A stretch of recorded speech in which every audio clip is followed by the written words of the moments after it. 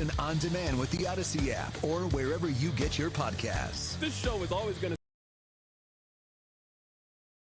Lobster is the best restaurant that America has to offer, and baked beans are trash.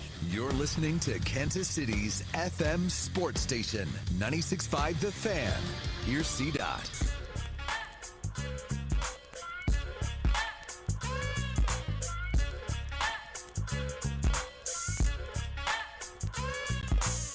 Happy New Year. Let's do this. Another day, another dollar, another edition of The Drive. You were listening to The Drive on 96.5 The Fan, 96.5thefan.com, and also the Odyssey app. My name is Carrington Harrison. Excited to be here with you as we completely close the book on the Kansas City Chiefs 2025-2026 season. I don't know about you guys. I am happy to never speak about this season again after today's show.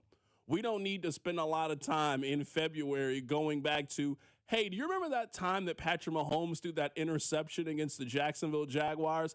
I'm perfectly fine on Men in Black flashy thing this season, and we don't need to spend a whole lot of time talking about it. Now, we are going to have to spend a little bit of time doing that today. Coming up at 3 o'clock, the only place to hear the Andy Reid end-of-season press conference is going to be right here on this show. We're going to play that for you live coming up today at 3 o'clock. We got a lot to get into in the show.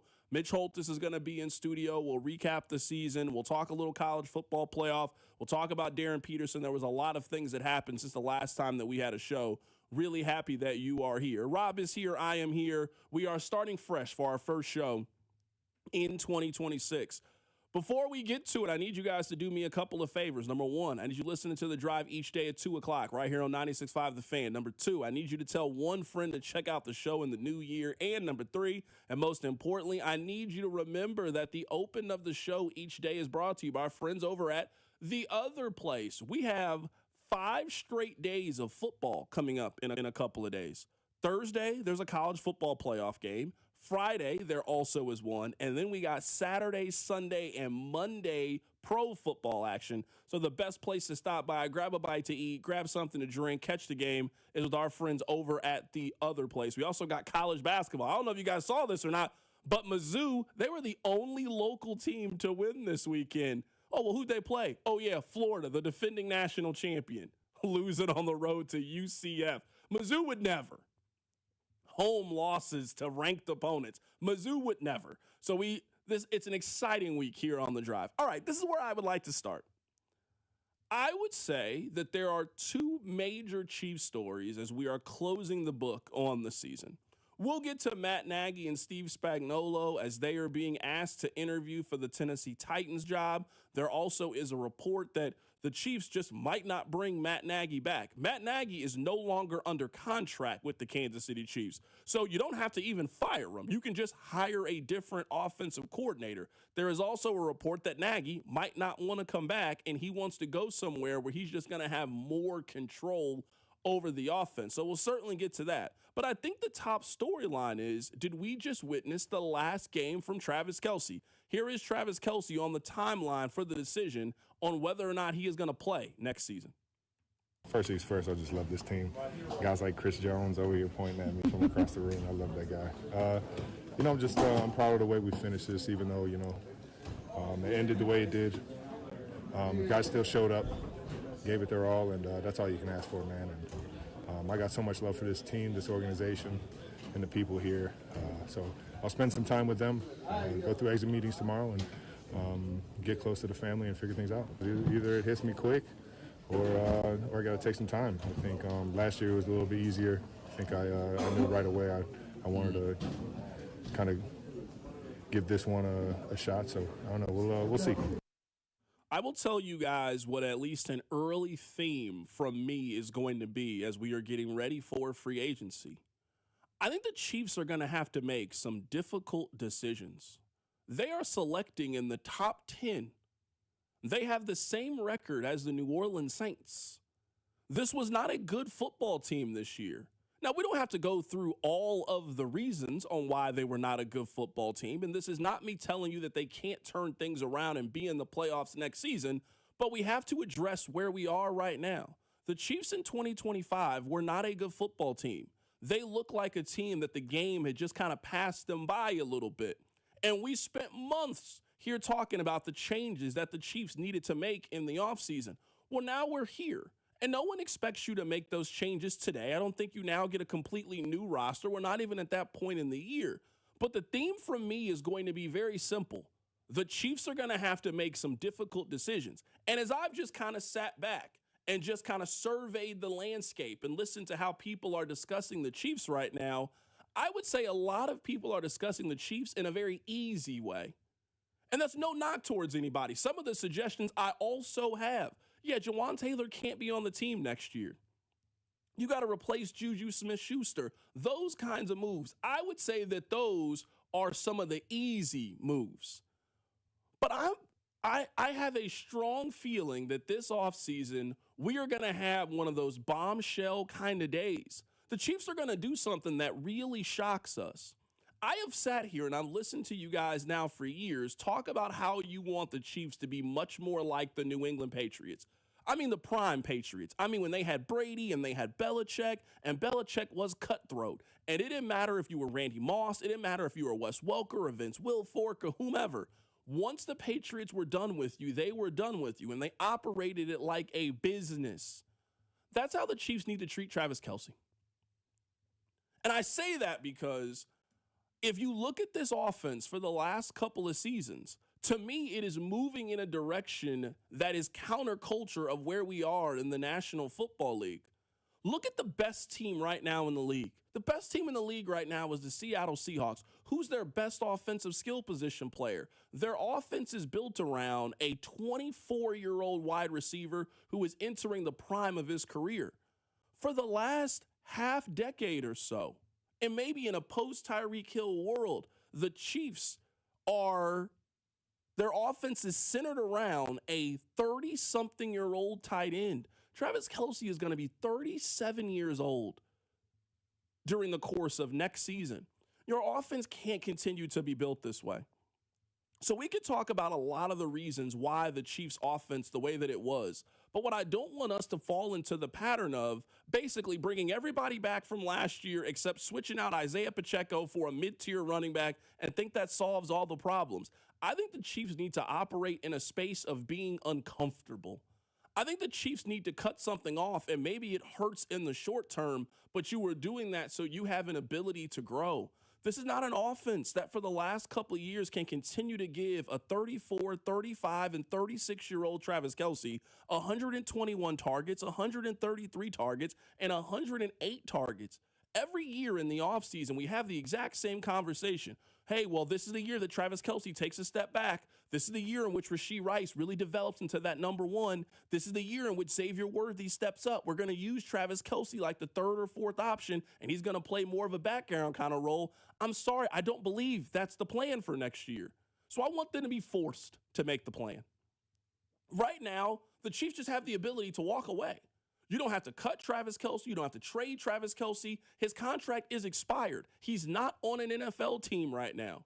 If I ask you this and remove the feelings that you have for Travis Kelce and the love that we have and the great things that he's done in the community and the girlfriend that he has, the fiance, if I ask you right now, do you want the Chiefs to spend $10 million in free agency on a 37-year-old tight end? Your answer would be no.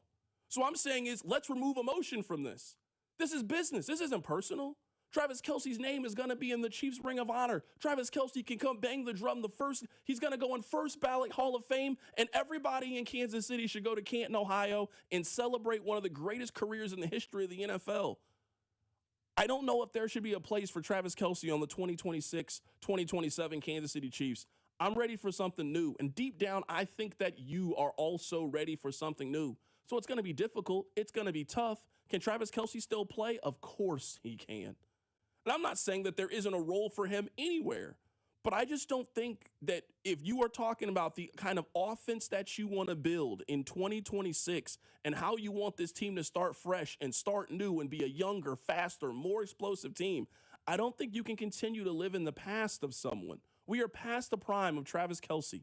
So being productive and being in your prime are just two drastically different things. We all feel the exact same way about Travis Kelce, his career and what he's accomplished. He's amazing. He has been the ideal Kansas City Chief in the community and on the field. But I am ready for Patrick Mahomes 2.0. I am ready for what the second half of his career looks like. And it's developing new weapons. It's finding that 25, 26-year-old tight end that can do a lot of those things. It's developing a young, promising running back that you can build your offense around. I don't think their offense can continue to live in what they were in the past. And unfortunately, that just doesn't, to me, include Travis Kelce long-term or even in the short term for the Kansas City Chiefs. We can read your text messages, 913-586-7965. The Chiefs have a major decision about what they're going to do. It's really twofold. A, does Travis Kelce want to come back? We don't have the answer to that. And the second part of the conversation, B, two, however you want to say it, at what price are you willing to bring Travis Kelce back? Because I don't care how much money your wife makes. If your paycheck has been saying one thing for the last 5-6 years, nobody has taken a 60% pay cut. Nobody wants to look at their paycheck, and when you were making X, now you're making 60, 65% less. I'm not giving a 37-year-old tight end $12 million next year to come back and play on our team. That's not how I would spend our resources heading into the offseason. So we can talk more about this on the other side. We're waiting to hear the Andy Reid press conference coming up at 3 o'clock. We can also talk about the news. Is Matt Nagy coming back in 2026? We'll talk about it. Keep it right here. So Drive. The Drive with Carrington Harrison on your home for Kansas City sports. 96.5 The Fan. For nearly 100 years, Busey Wealth Management has helped families and businesses make smart financial decisions that stand the test of time. From personalized investment plans to tax strategies that work for you, we take a big picture approach, connecting you with the right experts to help protect what you've built and plan for what's next. Busey Wealth Management, here for every chapter of your financial story. The world's largest sports book at your fingertips has arrived in Missouri. Circus Sports is sports betting the way it should be. With high app limits, player-friendly pricing, and exceptional customer service, Circus Sports is better for the better. From football to basketball, college sports to pro, start betting like the pros in Missouri. Built for sports bettors by sports bettors. Download your new bookie today at circusports.com. Must be 21 or older. For problem gambling, call the Problem Gamblers helpline at 1-800-522-4700. Never have I ever called my sister from the finish line of my first marathon. Hello? You won't believe where I am. Are you running? Mile 26. I'm gonna make it. Switch to T-Mobile's 55 Plus plan and get iPhone 16e with its advanced camera system on us. Plus, 2 lines for just $30 a line. Guys, I can't believe it. I knew you could do it, babe. That was amazing. Mom, how do you feel? I feel great. I can't feel my feet. Let's take a picture, and then you may carry me to the car.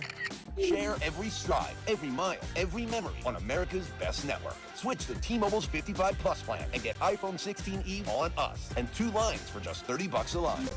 With 24 monthly bill credits and 2 eligible port-ins on Essentials 55 Plus for well-qualified customers with autopay plus taxes, fees, and $35 device connection charge. Credits end and balance due if you pay off early or cancel. Contact us. Finance agreement 128 gigabytes, $599.99 required. Best mobile network in the U.S. based on analysis by Ookla of Speed Test Intelligence data 1H 2025. Visit T-Mobile.com. I'm worth more. I'm worth a little more. I'm worth a lot more. I completely agree. You are worth more, and your car's worth more, and we want to pay more at GiveMeTheVin.com for good cars, because they are worth more, and so are you. And remember, if I don't beat the price on a CarMax or a Carvana deal, I'll pay you $100. For top price, trust, and ease of transaction, GiveMeTheVin.com, America's best car buyer. Sell us your car.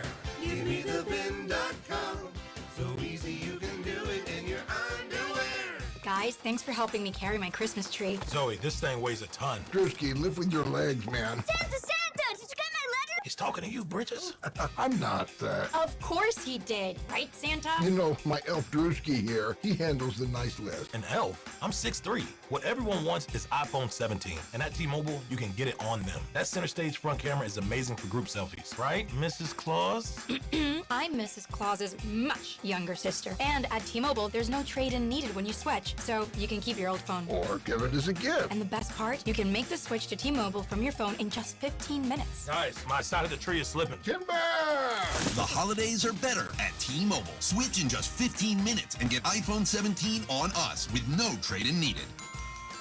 With 24 monthly bill credits for well-qualified customers plus tax and $35 device connection charge. Credits end and balance due if you pay off early or cancel. Finance agreement 256 gigs, $830. Eligible port-in and new line. $100 plus a month plan with autopay plus taxes and fees required. Check out in 15 minutes or less per line. Visit T-Mobile.com. Are you looking for a podcast about pro football that doesn't put you to sleep with an avalanche of analytics or insult your fandom with brainless hot takes? Well, hi. I'm Dan Hansis. And I'm Mark Sessler. Oh, hi, Mark. And we're the hosts of Heed the Call, the NFL podcast you've been waiting your whole life for. Heed the Call covers every game, every storyline, everything that matters, and we do it all with a touch of mirth. Football is fun. Why shouldn't your football podcast be the same? Follow and listen to Heed the Call NFL podcast wherever you get your podcast. You're listening to 96.5 The Fan from the DM Injury Law Studios. Mike's got this. Hey, it's Trent McDuffie from the Kansas City Chiefs. Welcome back to The Drive with C-Dot on your home for Chiefs football. 96.5 The Fan. All right, so we're talking about Travis Kelce. We're talking about Matt Nagy and Steve Spagnuolo, who are both interviewing for the Titans job coming up in a bit. We all feel the exact same way about Travis Kelce. He has been the ideal member of the Kansas City Chiefs, on and off the field. He is arguably the greatest player of all time at his position. I mean, there aren't many people you even put in the conversation with him. At worst, where you have him at 3. Like, he is unquestioned one of the best players in the history of the National Football League. He has done phenomenal things in the community. He is a great teammate, a great person, a great Kansas Citian. We all love Travis Kelce. We are at a crossroads right now about what to do. Now, maybe we don't have to worry about this decision, and Travis Kelce makes the decision, I'm just going to retire. I would argue that's the best thing for everybody. If Travis Kelce wakes up in the middle of February and just decides, I no longer want to play in the National Football League, the Chiefs don't have to negotiate a contract with Travis Kelce or tell Kelce no, I would argue that that is the best possible thing that could happen. But my big point for the next 6 weeks as we are getting ready for free agency is, I just don't think that this period can be comfortable. And one of the things I'm picking up on the text line is, we just want to run it all back on offense, basically without Isaiah Pacheco. I mean, they're going to bring their left tackle back. They're going to bring their right tackle back. They're going to bring the same offensive line back. The same quarterback is coming back. The same tight end, the same 2 wide receivers. And the plan is just replace Isaiah Pacheco with who at running back? That's the offense? I want them to do a little bit more than that. Like, I think the Chiefs now have a chance of taking the Nintendo cartridge out, blowing it, and really hitting a reset here. And one of the problems with their offense over the last couple of years or so is it has been centered around a tight end who's on the back half of his career, who is still a very productive player. No question, he is a productive player. I don't want to give Travis Kelce 100 targets next year. So if that's what the plan is going to be, and I haven't really seen anything to suggest that in Andy Reid's offense that's not going to be the plan, there just really wouldn't be a whole lot of room for me for Travis Kelce. Someone just texted this in, C-Dot, you better be careful if you're suggesting they mistreat Travis. You don't want to piss off 1-5. You don't have to mistreat Travis Kelce. He's a free agent. He's a free agent. Travis Kelce's not on the team. He's not under contract anymore. We're not bringing you back. We're not negotiating a deal. That happens everywhere. At some point, there is an end point. The Patriots got rid of Tom Brady at the end of his career. The San Francisco 49ers got rid of Joe Montana at the end of his career. The Dallas Cowboys got rid of Emmitt Smith. It is not a birthright that you finish your career or play for one team your entire career. In fact, there are way more examples of those kinds of individuals than the guys that stay on one team. You usually don't get to write your own story. I would say right now, there is an opportunity for Travis Kelce to write his own story. Sure, it didn't end exactly how you wanted to. Also really hard to do as an athlete. But right now, you don't have to let the Chiefs make a decision on if they want to bring you back or not. You make the decision. Some people on the text line are asking from a salary standpoint. I'm happy to bring Travis Kelce back at the right price. Now, I understand Travis Kelce's financial situation is very different, but I also think you got to factor in we're talking about a pro athlete with an ego and a guy who at this point is making more money doing something else than playing football. That's probably not his number one revenue source. He is currently the 3rd highest paid tight end in the league. George Kittle is number 1. Trey McBride is number 2. Kelce's 3, TJ Hawkinson is 4, and David Njoku is 5. What is a fair pay decrease for Travis Kelce? If you are with the camp, you are happy to bring Travis Kelce back. And I think that's a lot of people. Hey, I'm happy to bring Kelce back. What number are you comfortable bringing Travis Kelce back? And what number would you say is not disrespectful to Travis Kelce? You think Travis Kelce's taking a 50% pay cut? Is Travis Kelce coming back at $9 million next year? If Travis Kelce's willing to go from being the 3rd highest paid tight end in the National Football League to the 17th highest paid tight end in the National Football League and get paid like Mike Gesicki, I'm happy to have that conversation with you about if he wants to come back. If you are happy paying Travis Kelce like he's Dawson Knox, we can have that conversation. I'm guessing if you're Travis Kelce, yeah, sure, you might come back. I might take a little bit of a pay cut, but I want to take a pay cut to like 12. That makes you the 7th highest paid tight end in the National Football League. I just wouldn't, if we're talking about a salary cap league and a limited amount of space, I don't know if I'm willing to spend $12 million on a 37-year-old tight end during the course of the season when I can, like, the money that you want to spend for Breece Hall, that's what Breece Hall will cost this year in free agency. The money that you're talking about giving Travis Kelce, you can get a Breece Hall.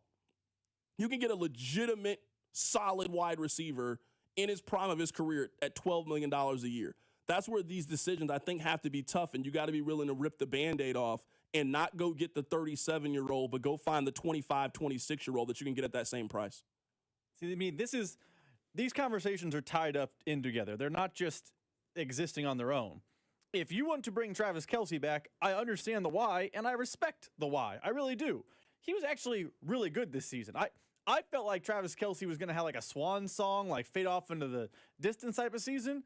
He was good. He was a good NFL tight end. Kyle Long on the broadcast you were watching yesterday kept saying, well, he's based on his stats, he's still got juice left in the tank, still got tread on the tires, this, that, and the other. But then the question becomes, we're going to pay him. Because if he still has much juice, as CBS kept telling me yesterday, and Andy Reid talks about, and if he's got that ump still and he's an 800-yard guy in the league, he's not taking 1 for 5. He's not. He might take a hometown discount. That hometown discount is not, hey, Mike Gesicki's deal and I'm back. He's going to want to be paid like an NFL player who's been in the league in the top of his game for 15 years. And I don't know the Chiefs can dole out the resources to do that this season. So if he's willing to take these, whatever numbers the text line's throwing out, 5, 6.5, 7, yeah, we'd all be a proponent of Travis Kelce coming back. Is Travis Kelce going to go from $15, $16 million a year to 7 overnight? I don't know. I don't know that anyone takes a 50% pay cut just because they love their job that much. Yeah, for sure. And I guess in this, like someone just says, C-Dot, if he comes back, he's not coming back for the money. If he comes back, he'd play for free. No. I understand you loved. Football's a hard job. It takes me away from other things. If I'm going to do this, like most people, I want to be paid accurately and fairly based on what I think I'm worth. So if you're even suggesting that Travis Kelce take a 10% pay cut, which makes a lot of sense to me, Rob, him taking 10% less still makes him the 4th highest paid tight end in the National Football League. Like, that's what we're talking about. If you want Travis Kelce back, he would need to take a significant pay cut. I'm talking at least 50%. I'm just not bringing Travis Kelce back at $12 million. For next season, would you rather have Travis Kelce or Breece Hall? That's how much $12 million is. I'm not interested in paying Travis. I'm not interested in any 37-year-old tight end wide receiver at that price. The answer for me would just be a quite simple no. And someone on the text line says, C-Dot, you're the only one that feels that way. Perfectly fine. I sat here every single week, and you guys wanted change after change after change. Man, the change just doesn't need to happen on the sidelines. Man, some of the change needs to happen with the roster and the core of their team and how they function. Travis Kelce will always be important to the first phase of Patrick Mahomes' career. He is maybe the most important person to the first phase of his career. If we all agree that we are now going into the second half and the second phase of his career, then you got to be fully committed to doing that. And not looking back to those great memories of Jet Chip Wasp and the 13-second game against Buffalo. This is a chance for the entire organization to take a deep breath and start over and really evaluate what you need to do moving forward and to keep this thing rolling. We are going to hear from Andy Reid coming up at 3 o'clock. This is the only radio station in which you will get a chance to hear live the Andy Reid end of the season press conference. We'll go to it coming up at 3 o'clock. All right, Rob, let's talk about this Matt Nagy, Steve Spagnuolo. Both of them are interviewing for the Tennessee Titans. This has homeboy hookup written all over it. You guys know what the homeboy hookup is. Maybe you might not be familiar with the term, but let me explain it to you. Have you ever been looking for a job and you know that your friend can get you an interview at that job? You don't really know much about it, but Tim works there. And Tim's like, hey, I can get you in. I can get you a job. You're telling me right now there's 6 openings in the National Football League, and there is only one job in which Matt Nagy has been linked to as the offensive coordinator for the Kansas City Chiefs? Tell me if I'm wrong. Have you guys seen him linked to the Atlanta job? Have you guys seen him linked to the Giants job? Has he been linked to the Cardinals? There's one job that he's linked to. And oh yeah, the general manager was Brett Veach's right-hand man a couple of years ago, and then he left to now go be the general manager for the Tennessee Titans. That's the only job that's interested in you? This is the homeboy hookup. This is the I can help get you a job. For the life of me, I do not understand why anybody would want to hire Matt Nagy right now to be their head coach.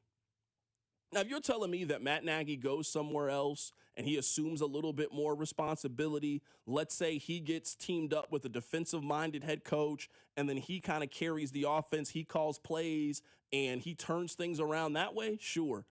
I don't know how you can be the offensive coordinator for the Kansas City Chiefs. They finished 15th in points scored in 3 consecutive seasons, and now that person is done enough to now be a head coach in the National Football League. It makes no sense to me why a team would hire Matt Nagy right now. I don't want Matt Nagy back in Kansas City. He also is a free agent right now. He is no longer under contract. So right now, Matt Nagy is not the offensive coordinator for the Chiefs. He was. He is no longer the offensive coordinator for the Kansas City Chiefs. So the same question I asked you about Travis Kelce. And Travis Kelce, he will be a 37-year-old tight end who is currently a free agent. Do you want to spend $12 to $13 million in free agency to bring that player back? Remove how you feel. I'll ask you the same question about Matt Nagy. Right now, the Chiefs, you don't have to fire him. You don't have to embarrass him. His contract has expired. Of all the people out there who could be the offensive coordinator, do you want that person back? And the answer is clearly no. You don't want him, and right now it doesn't really appear that the rest of the league wants him. The answer from Matt Nagy is a no. It's a hell no, honestly. It's a strong no. I have no interest in Matt Nagy coming back next year for the Kansas City Chiefs. I also don't think that I think there's only one job that's interested in him being a head coach, and that should tell you everything that you need to know. He's not desirable. He's not Kevin Stefanski. He's not Jonathan. Jonathan Gannon's going to get another head coaching job, in my opinion. He's a sought-after candidate. Kevin Stefanski's going to get another job. I don't know who else wants Matt Nagy. And if you're the only person that wants this individual right now, that it appears, you're the only person that wants him, that should tell you how the rest of the league feels about his ability. Yeah, I mean, I think it may have been New Year's Day, right before New Year's Day. It's all kind of a blur with the holiday. There was that story that Matt Nagy is out of contract with the Chiefs, and if he doesn't get a head coaching job, he'd look to be an OC somewhere else where he could call the plays. I think that was Ian Rappaport, Jordan Schultz, whoever your go-to, man, I love that guy for NFL reporting. I think that was them putting out there without putting it out there. Matt Nagy is somewhere else. Matt Nagy is not coming back to Kansas City. And now they're just, whether it's his agent, whether it's the Chiefs, I don't know. They're running spin zone. They're running PR on why Matt Nagy isn't coming back, because I think he's going to not get the Titans job, because you're right. Why would you pick Matt Nagy? It makes no sense. I think he's going to not get the Titans job, and he's going to be the OC somewhere. He's going to be the OC for a defensive coach that gets hired by fill in the blank. He should be. Like, if you were telling me, if Matt Nagy came to me and was like, hey, what do you think I should do? I would say, get away from the Reed umbrella. Get away from the Pat umbrella. Kind of do what Eric Bieniemy did. Now, it didn't end up working for Eric Bieniemy, but go to a place where if that offense has success, we will be able to point to you as the reason that they have success. Go to a team, find a situation that maybe they got a young quarterback or they've got a Daniel Jones, Sam Darnold reclamation project, and if that guy balls out, the person that they will give the credit to is you. That's how you need to rehabilitate yourself, because maybe the perception is right or wrong. The perception around the Chiefs offense is one of the decline is Matt Nagy. One of the decline. And this is where I just push back on some of the conversation.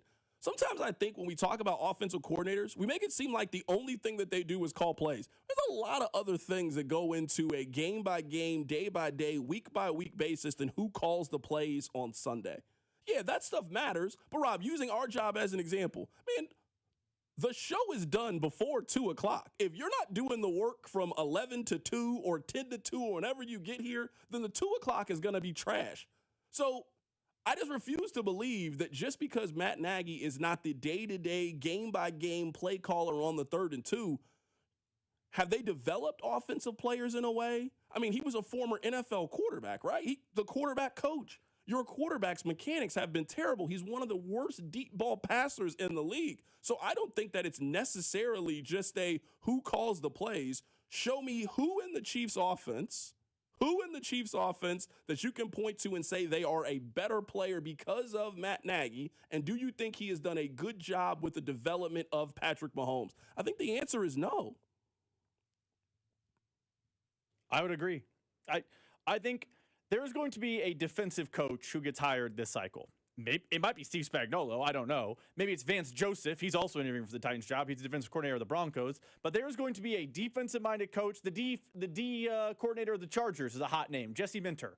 A defensive coordinator right now in the NFL is going to get a head coaching job this cycle. I'm pretty confident that's going to happen.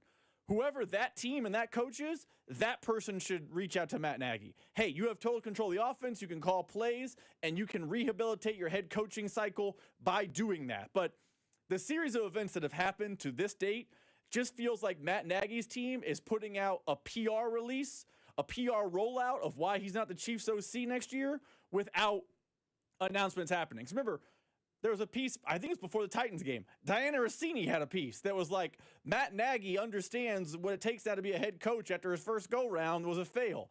Then the story comes out, he's out of contract with the Chiefs, but he wants to go somewhere and call plays to be eventually a head coach one day. Now, story comes out, he's interviewing for the Titans job to be head coach. It just feels like a PR rollout that the agency is doing to make it seem that when he's not in Kansas City, it's not because of a failure, it's because of all these other reasons. Kind of like how, remember when Eric Bieniemy got fired as the OC in UCLA, and the story came out that, he didn't actually get fired. It was just he sought new opportunities. Same concept is happening right now. 100%. I also think, at least when it comes to Bieniemy, and I'm not saying they should go back and hire Eric Bieniemy to be their head coach, our offensive coordinator, we can point to players and say they are a better player because he is around. I don't know how you can see the success of Kyle Monangai and not think that it is attributed somewhat to Eric Bieniemy and the kind of player that he is. Look at the Chiefs running backs when Eric Bieniemy was around. They got the most out of Damian Williams. That was early on with Isaiah Pacheco. You can point to certain individuals and say you can see their handprint over them as a player. We've heard Tyreek Hill talk about it. Hey, he was somebody that challenged me, kept me honest. You can find guys in the league that you can just look at and say, all right, that person is a better player, a more productive player because of their interactions with Eric Bieniemy. We have now concluded the contract with Matt Nagy. You got to tell me who that player is. You got to show me over his tenure as the offensive coordinator, who do you think is better because he was the OC? Who is his development? Who can he point to? And if you're making the argument to Clark on why you should come back and why you should continue being the OC, what is the argument that you have on why you should get a new contract if you're with the Kansas City Chiefs? I don't have it right now for him. I'm not making this argument. I think this argument is silly, but I think that right now the only argument is me and Andy Reid get along and me and the GM get along. That's his only argument, right? Because there's nothing on the field-wise that you can point to and say Matt Nagy has nailed blank. The offense was bad this year, and we have the next 9 months to diagnose why it was bad. It was bad on every level. You're the offensive coordinator. That's your job. I'm sorry. The offense being bad is your fault. The offense wasn't very good last year. It was a lot of survive in advance. And we spent all offseason last year saying, well, it was personnel. They didn't have enough dogs. I'm thinking now it might be the offensive coordinator. So outside of if he sat down with Clark Hunt today and they said, what do you do around here? I think his only answer would be like, well, Andy gets along with me and me and Brett are friends, because there's nothing on the field he can point to and say, well, I do that, and that is going gangbusters. I want to tell you guys this, and I say this tongue-in-cheek. I really hate the National Football League. I hate that they do this to us every single week. So, honestly, I didn't watch a whole lot of football on Sunday. I didn't watch much of the noon games. I watched maybe 6 minutes of the Chiefs game. The Raiders already had the number 1 overall pick. Everybody is rooting for the Chiefs to lose. It just didn't really feel like a very productive use of my time. I took a nap. I'm currently reading Friday Night Lights, the book. I'm about halfway done with that. I was reading that. I was enjoying a calm, peaceful Sunday. But I knew that I had to come back because of Sunday Night Football. That's the first playoff game for the year. So I get everything done. I get something to eat, and I'm sitting in front of the TV, and I'm locked into Sunday Night Football. And that game was absolutely terrible for the first 45 minutes. And I'm sitting there thinking, man, how'd they do this to me, man? I based my whole night around watching this nonsense. I can't believe they did this to me again. And then out of nowhere, one of the most exciting fourth quarters of football in the entire season just magically appeared. There was no way to know that this was going to happen. Honestly, there was no way to know. And if you were somebody that weren't watching it in the beginning and you just tuned in with 8 minutes to go, you're like, man, this is good. I'm telling you, that was not the case. It was not good. It was not good for the first 45, 50 minutes of the game. And then just out of nowhere, it was bap, bap, bap, bap, big touchdown, controversial call, big touchdown, missed extra point, missed kick. Like the last 10 minutes of Sunday Night Football yesterday were absolutely amazing. And Mike Tirico, boy, let me tell you, he put on a masterclass down the stretch. And Harbaugh is telling Likely how special that play was to set up this moment for the rookie out of Arizona. The Ravens, of course, had Justin Tucker for so long. The most accurate kicker in the history of the league.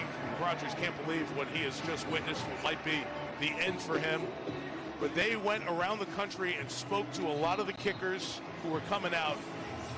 And they decided Tyler Loop was made of the right stuff for moments like this. He now has a chance to win the division for the Ravens. The final play of the regular season for the final spot in the playoffs. Tyler Loop from 44. Snap good. Hold it. The kick is no good. It is wide right. And the Steelers are the champions of the North.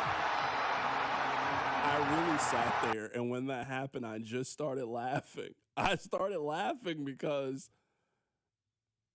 it's the best thing on television, and it's not close. Like someone on the text line says, C-Dot, there's nobody that loves to tell us how much you hate the NFL and the product more than you. No, you're right. You're right. I really do hate it. And in the same vein, I love it. I do. I love it. It's so good. That game was terrible. It really was terrible until it wasn't.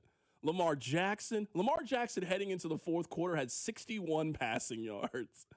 Aaron Rodgers couldn't move. It looked like it was going to be a 16-13 last-second field goal, AFC North in the cold, slobber knocker is what it felt like. And I'm telling you, just out of nowhere, it made no sense. Out of nowhere, maybe the most fun game of 2025, the season, just appeared out of nowhere in a playoff game.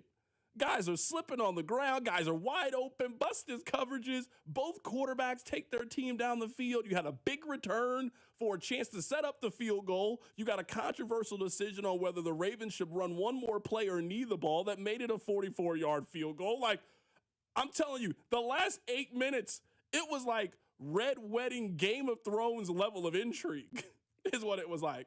I didn't watch Stranger Things, but it was like Stranger Things finale level interest in Sunday Night Football. And I hate it. This is why I hate it. I hate it because it's so good. I hate it because of the way that it makes us feel. I hate that it always pulls us back in. I hate it. I hate how much it controls my life and my emotions and my feelings.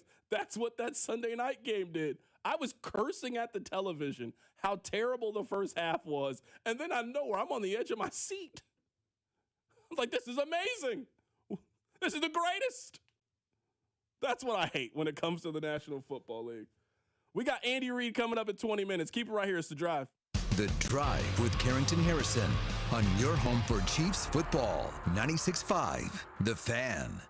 Men, the new year is here, and if you're like many of us, you're ready to improve your health. But if you're feeling low energy, not sleeping well, or not seeing results in the gym, keeping that resolution can be tough. This is Jeff for Heartland Men's Health, and if those symptoms sound familiar, we can likely help. They often point to low testosterone, and treating low T is what we do. But this year, we're also helping men go further with 4 targeted body composition plans featuring growth hormone peptides, NAD+, GLP-1s, PDA, and more, designed to boost energy, support metabolism, enhance recovery, and accelerate fat loss. With our low T treatments combined with our body composition programs, most men notice real improvements. More energy, better focus, improved sleep, stronger workouts, and often a renewed sex drive as well. So call us. Your initial visit is just $99 and includes blood work and a medical consult. And if you start on treatment the same day, your visit is free. Call 844-447-6600 or visit heartlandmenshealth.com. Featured therapies are compounded and have not been evaluated nor approved by the FDA. Provider prescription required. See website for details. Hey, football fans, picture this. You bet your favorite player to score the first touchdown in the game, but his teammate scores instead. Well, if this happens, BetMGM wants to give you another chance at the end zone. With BetMGM's second chance promotion, you'll get your stake back if your first touchdown scorer scores second instead. That's right. Bet on any pro football player to score the first touchdown of the game. If you're right, you win. If your player scores second, you get your stake back in cash. With BetMGM's second chance offer, you have a chance to keep the fun going after the first player crosses the goal line. Try a first touchdown scorer wager with confidence today. BetMGM. Make it legendary. BetMGM and GameSense remind you to play responsibly. Gambling problem? Call 1-800-GAMBLER. See BetMGM.com for terms. 21 and older only. Missouri only. New and existing customer offer. Subject to eligibility requirements. Rewards paid back and unrestricted withdrawable funds. Please gamble responsibly. Wouldn't you like to take a vacation from your bills? Well, you can. With credit card balances at an all-time high and Golden Oak's 4.5% rate, you could be saving thousands of dollars after a simple phone call. Call today and get your cash in as little as 14 days and make no payments for 2 months. Call 913-890-GOLD. Golden Oak Landing cured my blues. 5.442 APR, FHA 15-year, 20% equity, qualified credit, additional terms apply. NMLS 114937. Having unexpected car trouble or just in a car accident? You need Jay's Southland Tow Service. They have 20 years of experience and service the KC metro area. They specialize in light, medium, and heavy duty, also in commercial transport and construction equipment. Keep this number handy, 816-779-4TOW, or go to southlandtow.com. Use the tow service trusted by most local police departments, Jay's Southland Tow. There's nothing they can't do, so be in the know and use Jay's Southland Tow. $5,000. That's the average amount of money people in the U.S. are now spending on gas in a year. $5,000. That's crazy. If you drive, you have to download Upside, the free app that gives you cash back every time you get gas. That's right. You can earn real cash back with Upside just by buying the gas you're already buying. You can literally start earning cash back today. I use Upside every time I fill up, and I've already made around $300. You're putting gas in your car anyway. Why not get real cash back? If you like free money, download Upside. I'm saving the cash I earn from using Upside to help pay for a vacation later this year. Download the free Upside app now to earn cash back every time you buy gas. Use promo code FRESH to get an extra 35 cents per gallon on your first tank. You can cash out anytime right to your bank, PayPal, or a gift card for Amazon and other brands. Just download the free Upside app and use promo code FRESH for a 35 cents per gallon bonus on your first tank. That's code FRESH for a 35 cents per gallon bonus. My ride smells just right, just right, just right, just right. Y'all gotta try that Febreze car. Just right, just right, just right. Yeah. La la la la la. With up to 40 days of consistency, all low Febreze car clips right on your vent. You know my car's my happy place. Keep that smile on my face when it smells just right, just right, just right. Yeah, breathe happy Febreze. La la la la. Pizza's here. Oh, great. I'd love some, but I'm worried about my stomach issues. If you're worried about having diarrhea, gas, bloating, stomach pain, or loose, oily stools, it may not just be stomach issues. It could be a condition called exocrine pancreatic insufficiency, or EPI. With EPI, the pancreas doesn't release enough enzymes to break down food, but EPI is manageable. Use the symptom checker on identifyepi.com and talk to your doctor. That's identifyepi.com. Sponsored by AbbVie. This afternoon, expect mostly sunny skies with a high of 59. Weather brought to you by Staples. 2026 is here, and at Staples, deals mean business. Like up to $100 off custom print orders. Head into the new year looking good for less. Staples. That was easy. Ends 131. Follow the station on Instagram at TheFan965 for giveaways and behind-the-scenes content. All right, you know what? I am not going to get on my a position player should win NFL MVP sandbox. I mean, I do feel that way, but I don't want to be predictable. But I will tell you guys this, and I don't even know if this counts as a hot take. I have no clue what a hot take is. I just tell you guys my opinion, and then you can determine the temperature of the take. I don't really think either of the options that we have for NFL MVP are good options for the award. I don't think that Drake May is a good option for the award. I don't think that Matthew Stafford is a good option for the award. I feel like we all know this. We have just signed up for a system in which it has to be a quarterback, and then these are just the last two options that are standing. Does anybody think that Drake May was the best player this year in the National Football League? Do any of you think that Drake May was the best quarterback this year in the National Football League? I'll ask you a question this way. You know, we love this random hypothetical. Sports talk people, we love this hypothetical. If every player was available in a draft, do you think Drake May would go number one? Because I don't think Drake May would go number one in that draft. I think he is a very good player. I really do. I think Drake May is a good player. I do not think that he is the most valuable player this year in the National Football League. And if I had a vote, I would not vote for Drake May. Now, Matthew Stafford probably had the best number season of any player in the National Football League, any quarterback, certainly. I mean, he threw for the most yards this season. Matthew Stafford had a great season. He threw for 4,700 yards, 46 touchdown passes, 8 interceptions. There's no denying that Matthew Stafford had a very, very productive year. I also want to ask you this question. Can the NFL MVP be the quarterback of the 5 seed in the NFC? I'm asking that honestly. Can the NFL MVP be the quarterback of a team that did not win their division? And that doesn't feel a little bit weird to you that that is the case, especially when he had a chance to win the award at the end of the year. Matthew Stafford could have ended this conversation. They played at Seattle on Monday Night Football at the end of the season. If they go win that game, Rob, do you agree? Matthew Stafford is the NFL MVP. They are the 1 seed in the NFC, and we're not having this conversation because it's over. They lost that game. They then came back, and he had a nationally televised game against the Atlanta Falcons, who were a 7-9 football team, and he threw more interceptions in that game than touchdowns, and they lost. I do not think that Matthew Stafford this year was the most valuable player in the National Football League. If Matthew Stafford wins the award, I guess it's two options. If Matthew Stafford gives the award, we are just giving it to the quarterback to put up the best numbers. We're not putting it up to the most valuable player. You play quarterback. You threw for the most touchdown passes this year. You threw for the most yards. Therefore, we are going to give you the award, which, okay, that's what they've determined. If they give it to Drake May, to me, it seems much more like a legacy building award. It is much more of the NFL simply saying, son, we think you're next up. And we are going to start the process over again. The same way that we had a generation where, I mean, we've been watching Patrick Mahomes now for 9 years. We've been watching Lamar Jackson now for 8 years. We've been watching Josh Allen now for 8 years. Man, that next generation, they're coming. The Bo Nix, the Drake May, we'll see where Fernando Mendoza goes. Like, that next generation is coming. And I think if they give Drake May NFL MVP, it is more signaling, we think you're the best quarterback under 25, and we think that you are now going to carry this next wave, this new generation ahead. Which, I mean, I guess, all right.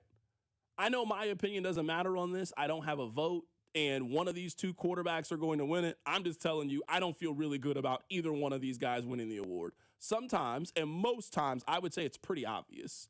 Last year, both options were really, really good options. The couple of times Patrick Mahomes has won the award, when Brady has won it, when Rodgers won it, it has been very clear, in my opinion. I don't really think that either of the options that we have right now are very good. I just think we are now at the end of it. We got to give it to some quarterback, and we just got to give it to one of these two because they're the only two left standing for this season. I don't want to get into a whole thing about your point there because I kind of see it differently. The V in MVP stands for valuable, and quarterback is the most valuable position on the field, so I understand why they give the award to a quarterback every year, but we don't have to rehash that argument. If it's not May or Stafford to you, who do you have? Like, let's say, I know RIP, Terez used to have a vote for MVP. If you had that vote, who are you voting for? If you were asking me right now who I would vote for, I would vote for Jackson Smith-Njigba. I think he was the most valuable player on the best team in the National Football League. I think that Seattle is the number 1 seed in the NFC, and going into it, they are the favorite to win the the Super Bowl, is because he's on their team. So that's who I would vote for. Now, he's going to win Offensive Player of the Year, and we have just determined we'll give that to somebody else, and then we'll give this to the quarterback award. But yeah, if we are going to go for him, and we have this conversation, we'll give it to the best quarterback on the best team. This year, on the best team, their best player was not their quarterback. Their best player was their wide receiver. Sam Darnold is in the position that he's in the last 2 years is because he has been surrounded by all-time wide receivers. He had Justin Jefferson last year, and he has Jackson Smith-Njigba this year. So if I had a vote, that's who I would vote for. Obviously, he's not going to win the award, but Jackson Smith-Njigba has been a more valuable player this season than Matthew Stafford was.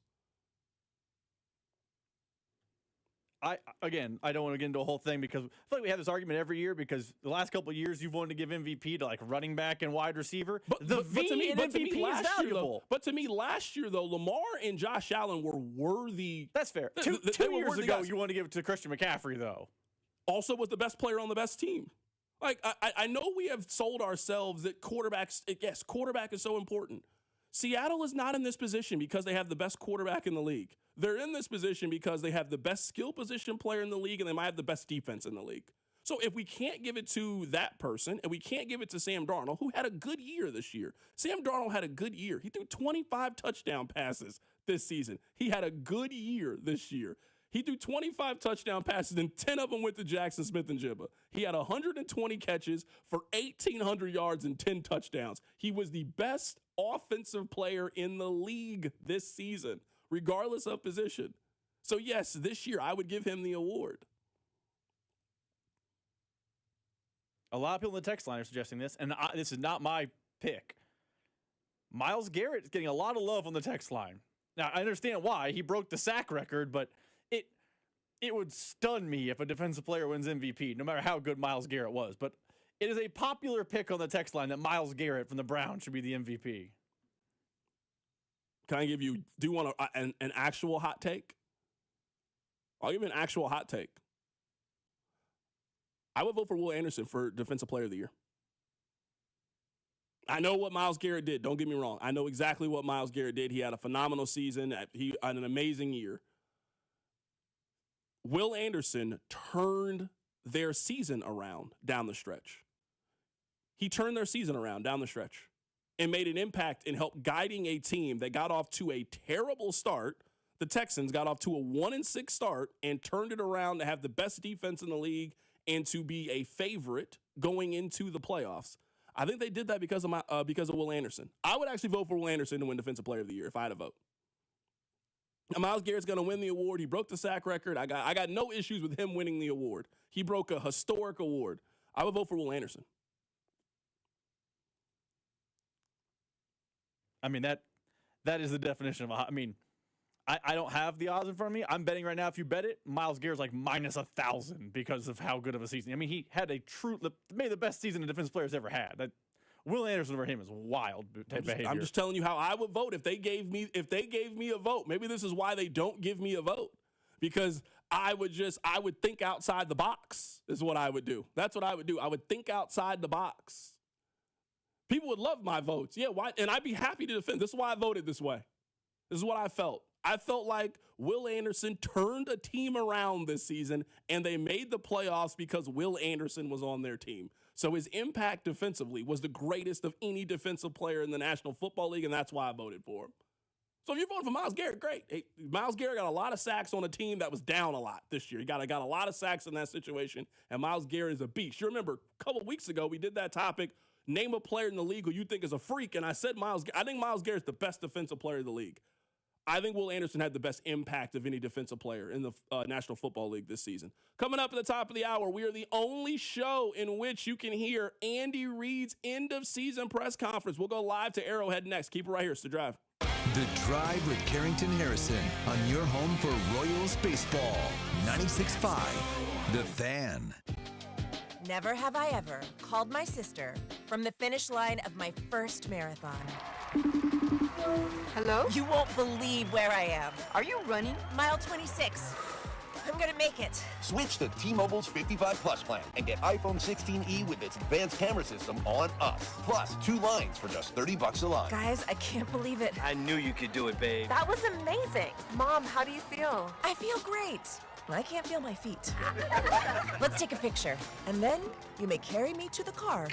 Share every stride, every mile, every memory on America's best network. Switch to T-Mobile's 55 Plus plan and get iPhone 16e on us and 2 lines for just $30 a line. With 24 monthly bill credits and 2 eligible port-ins on Essentials 55 Plus for well-qualified customers with autopay plus taxes, fees, and $35 device connection charge. Credits end and balance due if you pay off early or cancel. Contact us. Finance agreement 128 gigabytes, $599.99 required. Best mobile network in the U.S. based on analysis by Ookla of Speed Test Intelligence data 1H 2025. Visit T-Mobile.com. NFL playoffs, let's go. DraftKings Sportsbook, an official sports betting partner of the NFL, makes every moment feel bigger. And in the postseason, the game shifts fast. With DraftKings live betting options, you can stay right in the moment.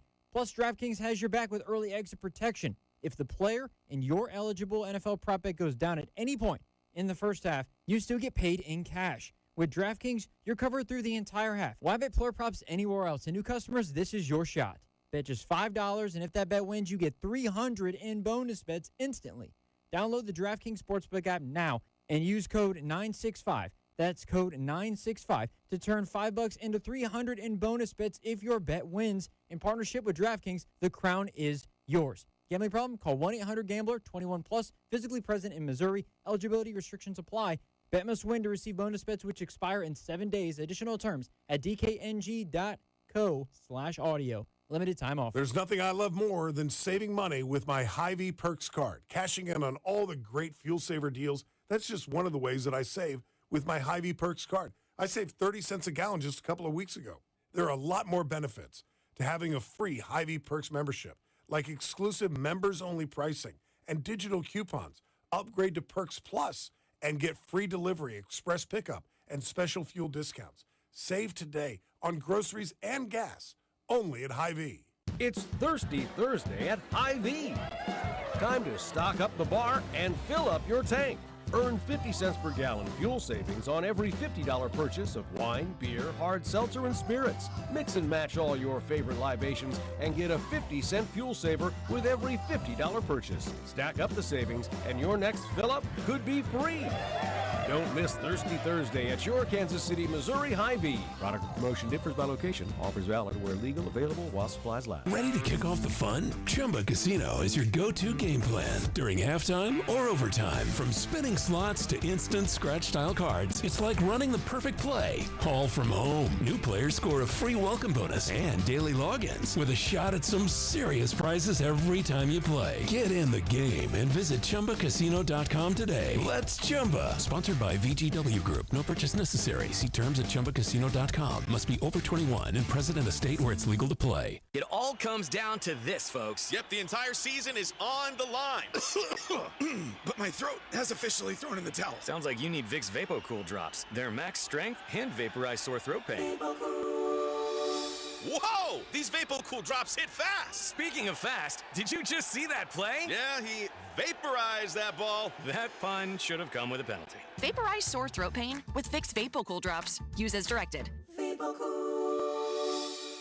This January, Fridays just got cooler, only at Harrah's Kansas City. Polar Patrol is making their rounds, and you can win $500 in free play. Just come out and play at any slot machine or table game for your chance to win $500 in free play. That's right, Fridays in January, the fun is on patrol and the prizes are ready to pop. So bundle up and head to Harrah's Kansas City where the good times keep flurrying. 21 or older to gamble. Know when to stop before you start. Gambling problem? Call 1-800-GAMBLER. Chiefs coverage brought to you by the KC Boat and Fishing Show, January 8th through the 11th, KCMoBoatShow.com. Get ready for fun in the sun at the KC Boat and Fishing Show, January 8th through the 11th at Bartle Hall Convention Center, with kids free admission. Take advantage of 4 days of special show pricing on hundreds of boats and non-stop entertainment. Go to KCMoBoatShow.com for info. Be sure to follow us on Instagram at TheFan965 for behind-the-scenes videos like MVP Monday, Chiefs Take Tuesday, and Best Bets. This is your home for Kansas City sports. 96.5 The Fan,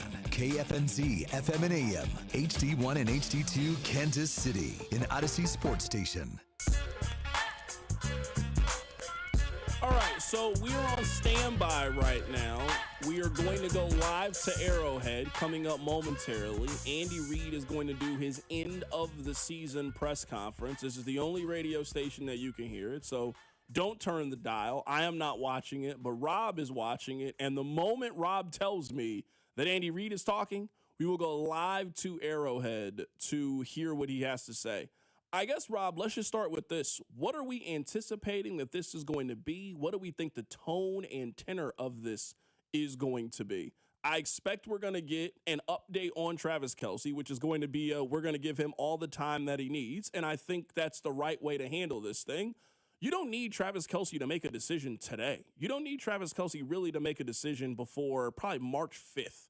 So I think it's just going to be a lot of time between now and when we find out what the plan's going to be for Travis Kelce long term. I do think we're going to need to find out at some point in the next month on what's going to be the plan with Matt Nagy. Matt Nagy is no longer under contract with the Chiefs. So right now the Chiefs do not have an offensive coordinator. Now they can obviously bring back Matt Nagy if they want to, or the Chiefs can just go in a completely different direction. Those are, I think, the two biggest things, I think, to ask the head coach. A lot of the other things, I think he's going to defer to the general manager of the team, and they're much more personnel issues and big picture. What do you think is going to happen? Maybe an update of if there's any new news on Patrick Mahomes' recovery. Like, I think Patrick Mahomes' timeline will be something that comes up. I don't know he'll have a good answer for Patrick Mahomes' timeline, but I could see a Nate Taylor asking, like, hey, we're not going to be able to talk to you again until whenever. What's an update on Mahomes' timeline? Yeah, the combine's the next time I talk to Andy. A month and a half from now, like, you know, what's the situation with Patrick Mahomes? But those are the big tent poles. If he gets asked about Joshua Williams' future, he's going to say, that's on Brett. We're going to hear that's on Brett a lot today. I'll ask you this question. Right now, we're waiting for Andy Reid to do his end-of-season press conference. Keep it right here. This is the only station that you can hear it. Really curious to hear what he's going to say. One thing, I'm not sure if this question is going to be asked. I don't even know if it's the appropriate time to ask this question. What do you think went wrong? Like, this is obviously a team that coming into it, man, all the foundation was there of a team that should be playing this upcoming weekend. Maybe you're not the one seed, but there was not a single person that saw things crashing the way that it did. The Chiefs have a top 10 pick in the NFL draft. They are legitimately the biggest disappointment of any team in the National Football League. Now, some of that was injuries at the end of the season. I also think the Chiefs packed it in some ways. What went wrong this season in your evaluation? I think is something that at some point they're just going to have to answer about what went so wrong. And some of it I think we'll just be able to acknowledge based on their actions and their moves. Man, what is your path to making sure this doesn't happen again? Because I think you get one mulligan if you're Andy Reid. I think you get a mulligan if you're Brett Veach. I don't think you get a bunch of mulligans. Not in this world, not in this day and age, not in this business. Not when you were asking people to spend the amount of money that they spend to go to these games and the heightened importance on these games. You don't get multiple mulligans to miss the playoffs, not in the fashion in which the Chiefs did this season. You get the one. I'm not here clamoring for Brett Veach to be fired. I don't think he should be. I'm not here clamoring for Andy Reid to be fired. I think Andy Reid should absolutely be back. But I hope they understand there's going to be some pressure and expectations on you guys as an organization. You're going to need to make moves this offseason, and not all those moves can be on the field. Some of the people that you have won championships with, you consider family, have been over to your house for dinner, you got to tell some of those people you don't have a job anymore. He is going to be asked that. I think the questions about staff are more than just Matt Nagy. Like, I think he's going to be asked about Todd Pinkston and what's the receiver coach? Embry, the wide receiver coach. Another person that can't come back. He's going to be asked about these people. I'm curious what, if anything, he has to say, because you're right. Whether it's today, I know it's Black Monday in the NFL, or tomorrow, or eventually, someday in the coming weeks, Andy Reid's going to sit down in one of his assistant coaches' offices and say, hey, man, we've loved your time in Kansas City. If it's Todd Pinkston, I liked coaching you in Philly. We've loved your time in Kansas City. I need your playbook, and I need your key card, and I need you to exit the Arrowhead premises. Thank you for your time. If someone asks about recommendation, I'll speak glowingly about you, but you're not my running back coach anymore. You're not my wide receiver coach anymore. Those conversations are coming. I don't know that he's going to have any input or answers on if they've happened today, but I do know that those are things that have to get done this offseason. It can't be, we talked about it with personnel, it can't be status quo with the coaching staff either. It just can't. You and I haven't talked specifically a lot about this, and I can already tell you how the conversation is going to go. A lot of people are going to attribute this season solely to injuries, and some of that may be true. Xavier Worthy played in 14 games this year and had 500 yards receiving and 1 touchdown this season. He had an incredibly disappointing year. One thing that I think they need to look for, whether it's in an offensive coordinator or a wide receiver coach, how do we get more out of this player's incredible ability? How do we get more? This is a guy that coming out of Texas and coming out of the combine, you had big-time home run expectation of the kind of player that he's going to be. I think he struggles with field awareness and where he is on the field. We saw that a lot his first year. I think we saw that in this year as well. He and Patrick Mahomes have never really been on the same page when it comes to the deep ball. It's always been a misconnection. And that's why you drafted Xavier Worthy. You drafted Xavier Worthy for those home run, big-time kind of plays. They just didn't really get a lot of those plays the first 2 years with Xavier Worthy. So if you think that Connor Embry is the person that you think can get the most out of Rashee Rice and Xavier Worthy, then fine, you bring him back. In the 2 years that Xavier Worthy has been here, I think we've seen that Connor Embry is not that guy. So maybe it's finding an experienced wide receiver coach to work with Rashee Rice, to work with Xavier Worthy, to just help those guys take that next step. Right now, it's about individual positional development, and I don't think they had a lot of it last year. They didn't have a lot of it on defensive line. They didn't have a lot of it at wide receiver. They didn't have much of it at running back this past year. Some of this just needs to be guys need to show progression throughout the course of the season. We were mentioning Eric Bieniemy, second reference for him. Kyle Monangai is a player who improved as the season progressed. And at the end of the year, he became a very valuable 1-2 punch on a playoff team. They need to develop that in Kansas City at other positions and find players who are that same caliber. And I think it starts at wide receiver and just getting more out of Xavier Worthy. 532 yards, and I know he got hurt. He played in 14 games this year. You shouldn't get 14 games of Xavier Worthy and you have 530 yards. So I know we just got an update where it should be any minute now, is what we were just told, but as a heads up as I'm watching the press conference get ready to go live. Isn't what you're saying about Xavier Worthy, can't that be applied to a lot of the young guys on this Chiefs team? Like, who's the young guy that they were like, man, we got great impact out of blank? Is the answer Joshua Simmons? Like, I'm not asking about like, Is it Joshua Simmons? He played in 8 games. That's the closest answer I can think of. He played 8 games this year. He played in 8. He was good in his 8, but only played in 8. Who's the young guy? The up-and-comer. For your point about development with Xavier Worthy. Who's that guy that you were like, hey, he was 1-2 drafts ago, and man, he made a really big impact, and that's a testament to coaching. That's a testament to the player personnel department. That's a win for X, Y, and Z. Is that guy on the roster? Because if we look at the players who are the most important for the Chiefs this year, obviously they're quarterback, but like Travis Kelce, we talked about in the first hour, 35 years old. Chris Jones, he had a couple sacks yesterday. I know the game didn't matter, but he's tied for the league in sacks on this team? He's 30-plus years old. Maybe the answer is George Karlaftis, but there wasn't a lot of impact young type of guys. Where is that? Like, that's the question you got to ask beyond just Xavier Worthy. Where is the impact from 24-year-old blank? Like, is Jaden Hicks the answer? I don't think it's a good answer either. Yeah, I would say either one or two things. You didn't play those players or you didn't draft those players. That matters. You didn't have a lot of young, talented, skill position guys. You didn't get a whole lot this season from Jalen Royals. You didn't get a whole lot from Jaden Hicks, who just didn't really play a lot. Brashard Smith they used Brashard Smith 2 times this year. Both games were against the Raiders.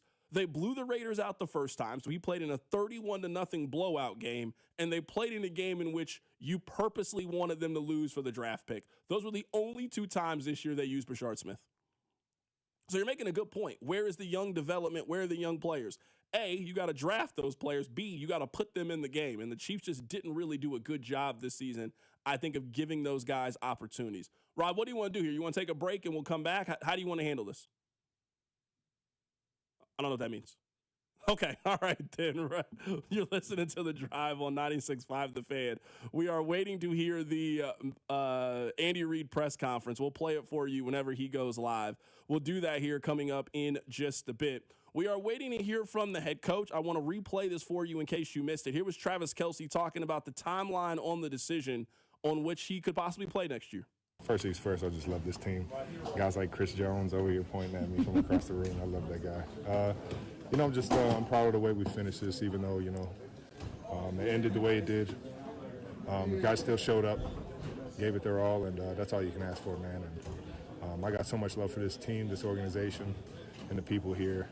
So I'll spend some time with them, go through exit meetings tomorrow, and get close to the family and figure things out. Either it hits me quick, or I got to take some time. I think last year was a little bit easier. I think I knew right away I wanted to kind of give this one a shot. So I don't know. We'll see.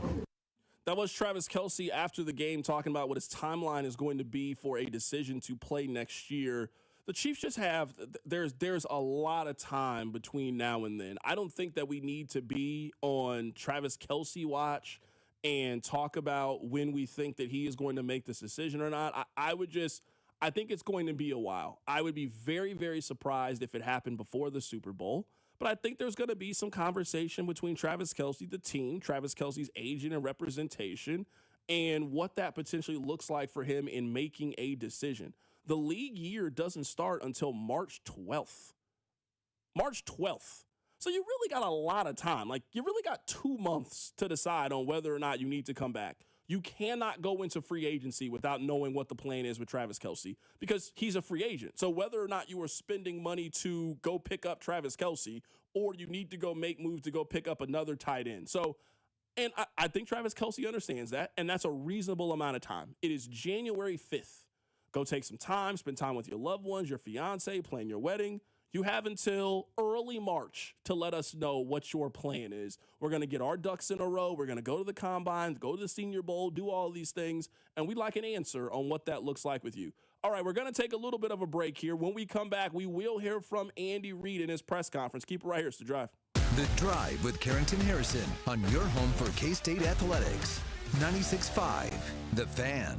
I'm Piera Palazzolo, VP of Digital Marketing for the American Management Association, a company focused on the management training skills needed to enhance the careers of business professionals. We did our research when it came to the best companies for website development and chose AmericanEagle.com. And we couldn't be happier. AmericanEagle.com worked closely with us to understand the front and back end requirements needed to launch an e-commerce website that could handle the complexities of running thousands of seminars nationwide. Our robust new website and improved SEO saw immediate increases in site traffic and web revenue. If you're in need of managerial effectiveness and success, visit our website at amanet.org. If you're in need of a website that provides an unparalleled consumer experience, I highly recommend AmericanEagle.com. Transform your business today. Dial 877-WebNow1 for a free digital consultation with AmericanEagle.com. My ride smells just right, just right, just right, just right. Y'all gotta try that Febreze car. Just right, just right, just right. Yeah. La la la la la. With up to 40 days of consistent scent, all over Febreze car clips right on your vent. Yeah. You know my car's my happy place. Keep that smile on my face when it smells just right, just right, just right. Yeah. Breathe happy Febreze. La la la la. I'm worth more. I'm worth more. I'm worth a lot more. And I completely agree. That's why I'll pay more for your car at GiveMeTheVin.com. That's the name of our new campaign. I'm worth more. You are worth more, and your car's worth more. And that's why I will pay more. And remember, if I don't beat the price on a CarMax or a Carvana deal, I'll pay you $100 at GiveMeTheVin.com. Sell us your car. GiveMeTheVin.com. So easy you can do it in your underwear. This January, Fridays just got cooler, only at Harrah's Kansas City. Polar Patrol is making their rounds, and you can win $500 in free play. Just come out and play at any slot machine or table game for your chance to win $500 in free play. That's right, Fridays in January, the fun is on patrol and the prizes are ready to pop. So bundle up and head to Harrah's Kansas City where the good times keep flurrying. 21 or older to gamble. Know when to stop before you start. Gambling problem? Call 1-800-GAMBLER. Hey, it's Cody and Gold, and you guys know Centric Training is where your IT career starts, and the year has started. Have you? Maybe you were an occupational support specialist, an operations trainer. Maybe just working in sales or outside and you're tired of it. You could have a new career in as little as 4 months to start this new year. IT jobs are in demand, and Centric's enrolling right now. You can get hands-on training, industry certifications, career placement support over at Centric, and the sooner you start, the sooner you move forward. Visit Centric.com or call today. Centric Training, your IT career starts here. The boats are back at Bartle Hall with 4 days of screaming deals on hundreds of boats at the KC Boat and Fishing Show, January 8th through the 11th. Check out wake surf boats and pontoons, fishing boats, and luxury cruisers. Enjoy nonstop entertainment, live stingrays, pro angler demos, and meet Casey's Pitcher of the Year, Noah Cameron. Get ready for fun in the sun at the Boat and Fishing Show, January 8th to the 11th at the Convention Center. Pick up a free Thursday, Sunday ticket at Hy-Vee. Go to KCMoBoatShow.com for info. Kids are free. Hey, it's Juju Smith-Schuster from the Kansas City Chiefs. Welcome back to The Drive with C-Dot on your home for Chiefs football, 96.5 The Fan.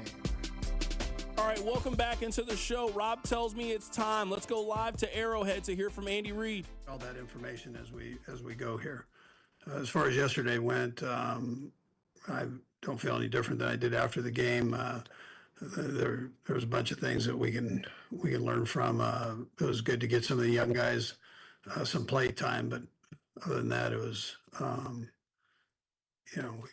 we didn't play a great game for sure. So, but I feel like the future is bright. We've got a great nucleus of players coming back. We've had some injuries, but injuries that I think guys will come back strong from, and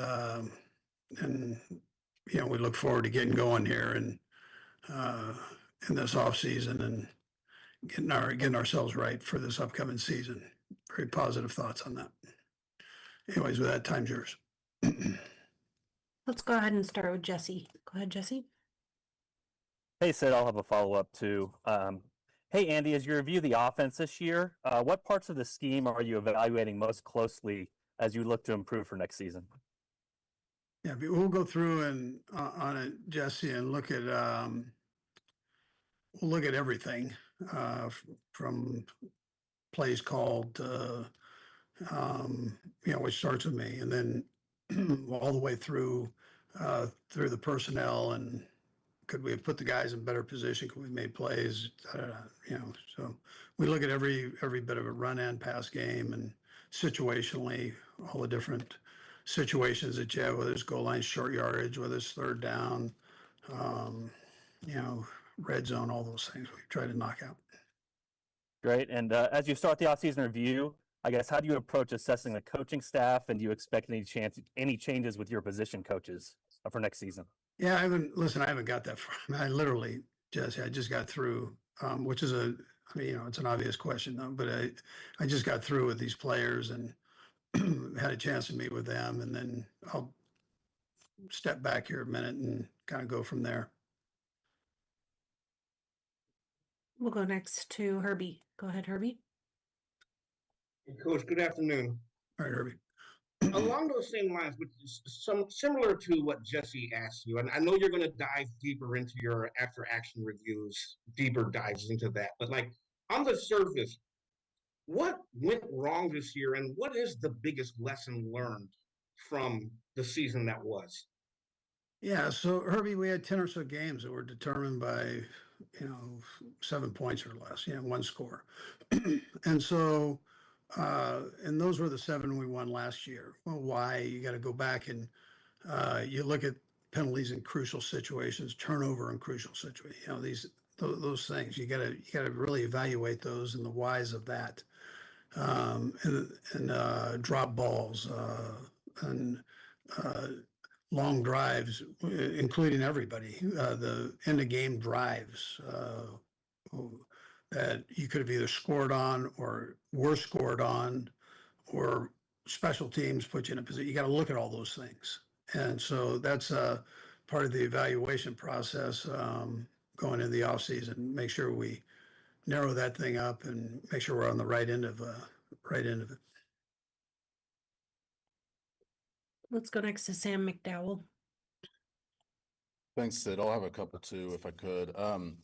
Andy, when you look at the passing game, how much do you think the lack of effectiveness you guys had running the football affected just your ability to pass and what you saw from defenses this year? Yeah, so you always go to your play action game, Sam, and you look at it and you check to see what kind of reaction you're getting from the defense. And that normally, if you get a reaction, then you're putting those guys in recovery mode, which normally opens up the middle of the field for you in a decent way. So we're not getting enough reaction out of them. So however you take that, that could be because of the run game. It could be because of the action that we're showing. But there wasn't enough respect there that needs to be given. So we've got to run the ball more efficient, especially on first or second down on those run downs in those run situations. Just stay positive with that. Somewhere you'd like to have a few bigger plays in that area. Yeah. Not 3-4 yards. You want every once in a while you need to hit on a few. And so I would say that there's a part of it for that. There's a part of it we can look at the action that we're giving the guys, and are we executing right? Are we giving them the right things to execute? So on. Thanks. And the second one I wanted, obviously the reports out there that Matt Nagy's been requested to be interviewed in Tennessee. You probably haven't gotten this far, but I wonder if you do have to replace an offensive coordinator, will you prioritize something familiar with your system, or is there a desire to look for something different? Yeah, I probably wouldn't get into that right now, Sam, but that's, again, these are logical questions. I've got great guys on the staff here,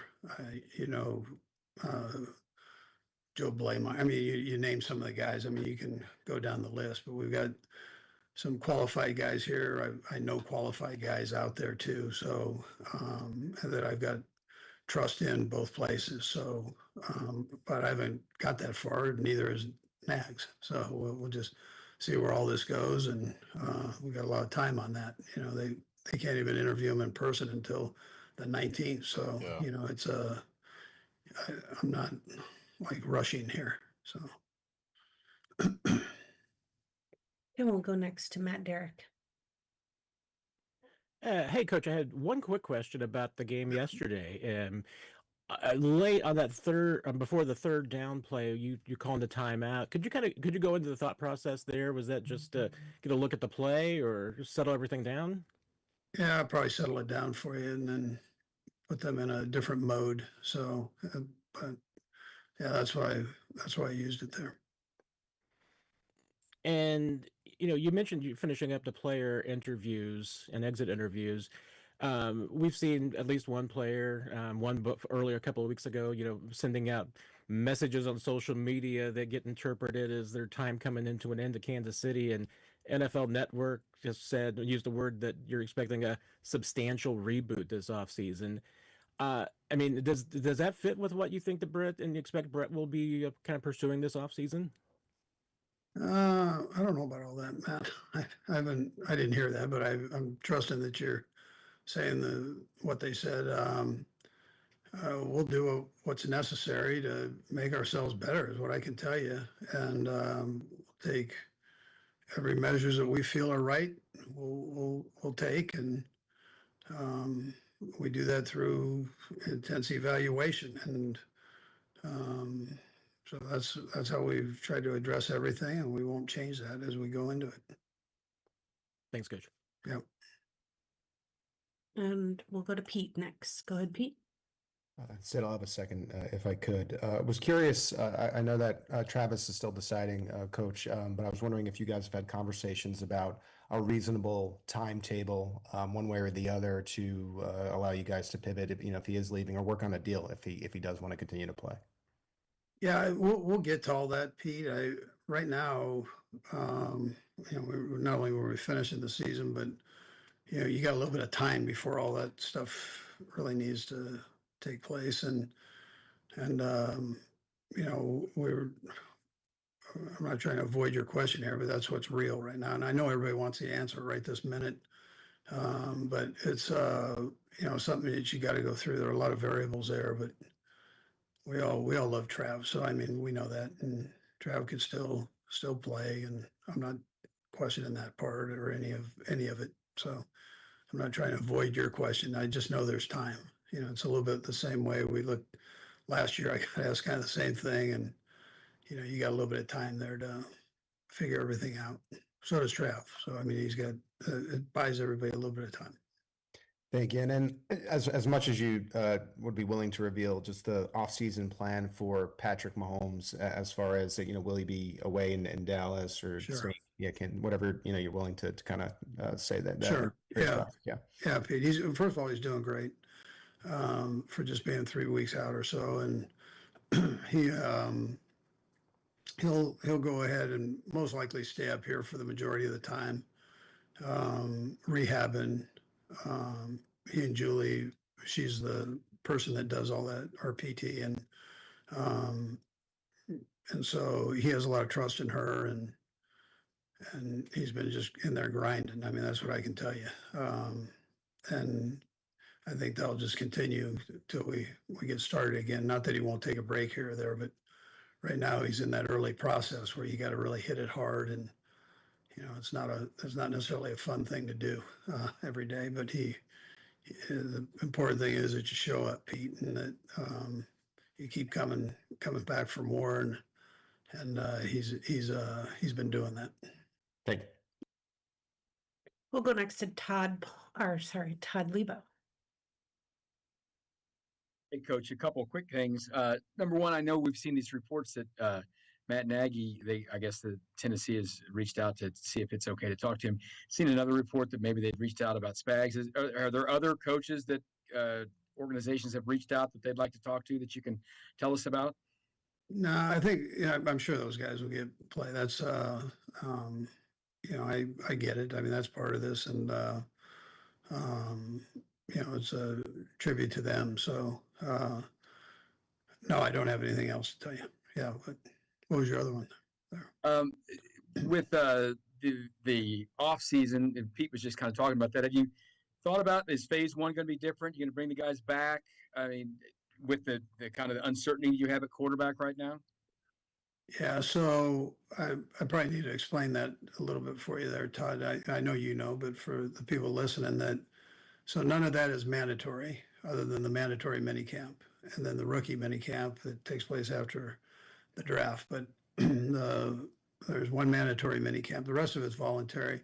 We will do phase one. And the players know that, and they have the dates and so on. They've got the calendar. And but again, that's a voluntary thing. And that's where we're at with it. Yeah. We'll go ahead and close it out. We've got 4 left. Go ahead, Vahe. Hey, Andy. Just curious, in the exit interview, was there anything in particular you wanted to get across to the guys? And along with that, what in particular might you have taken in from the guys in the process? Yeah, so I probably should tell you that we had a team meeting before the interview. So I was able to get my points across to them there. Try to be as direct as I possibly could with them, knowing that part of the room won't be coming back, but at the same time, making sure that they understood expectations and going forward. So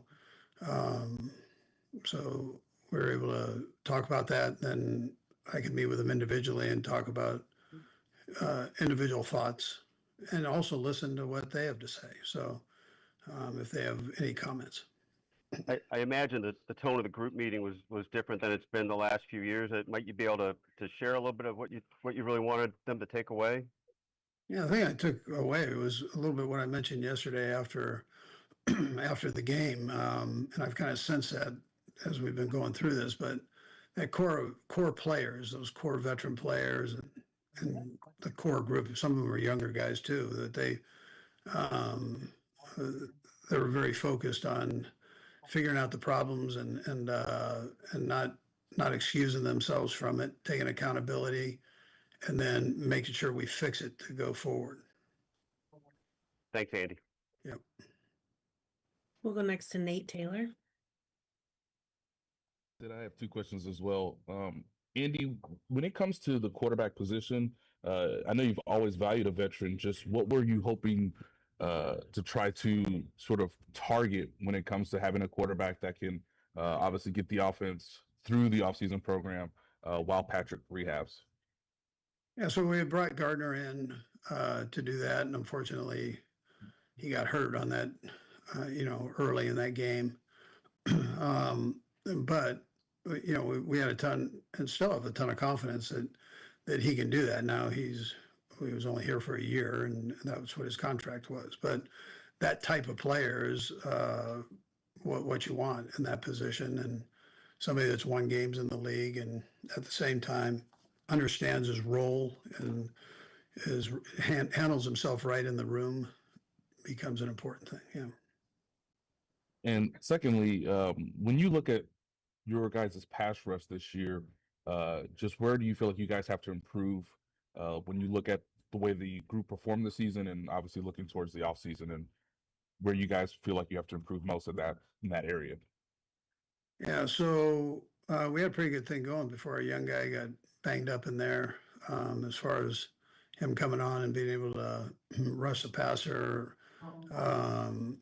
He gave us a little flexibility in there, but we need the couple of the young guys just to continue to grow, and I think we will have a chance to be pretty good in there. You're always looking to improve though, in both lines, and you want to make sure those are strong for you. Go next to Matt McMullen. Hey, Coach.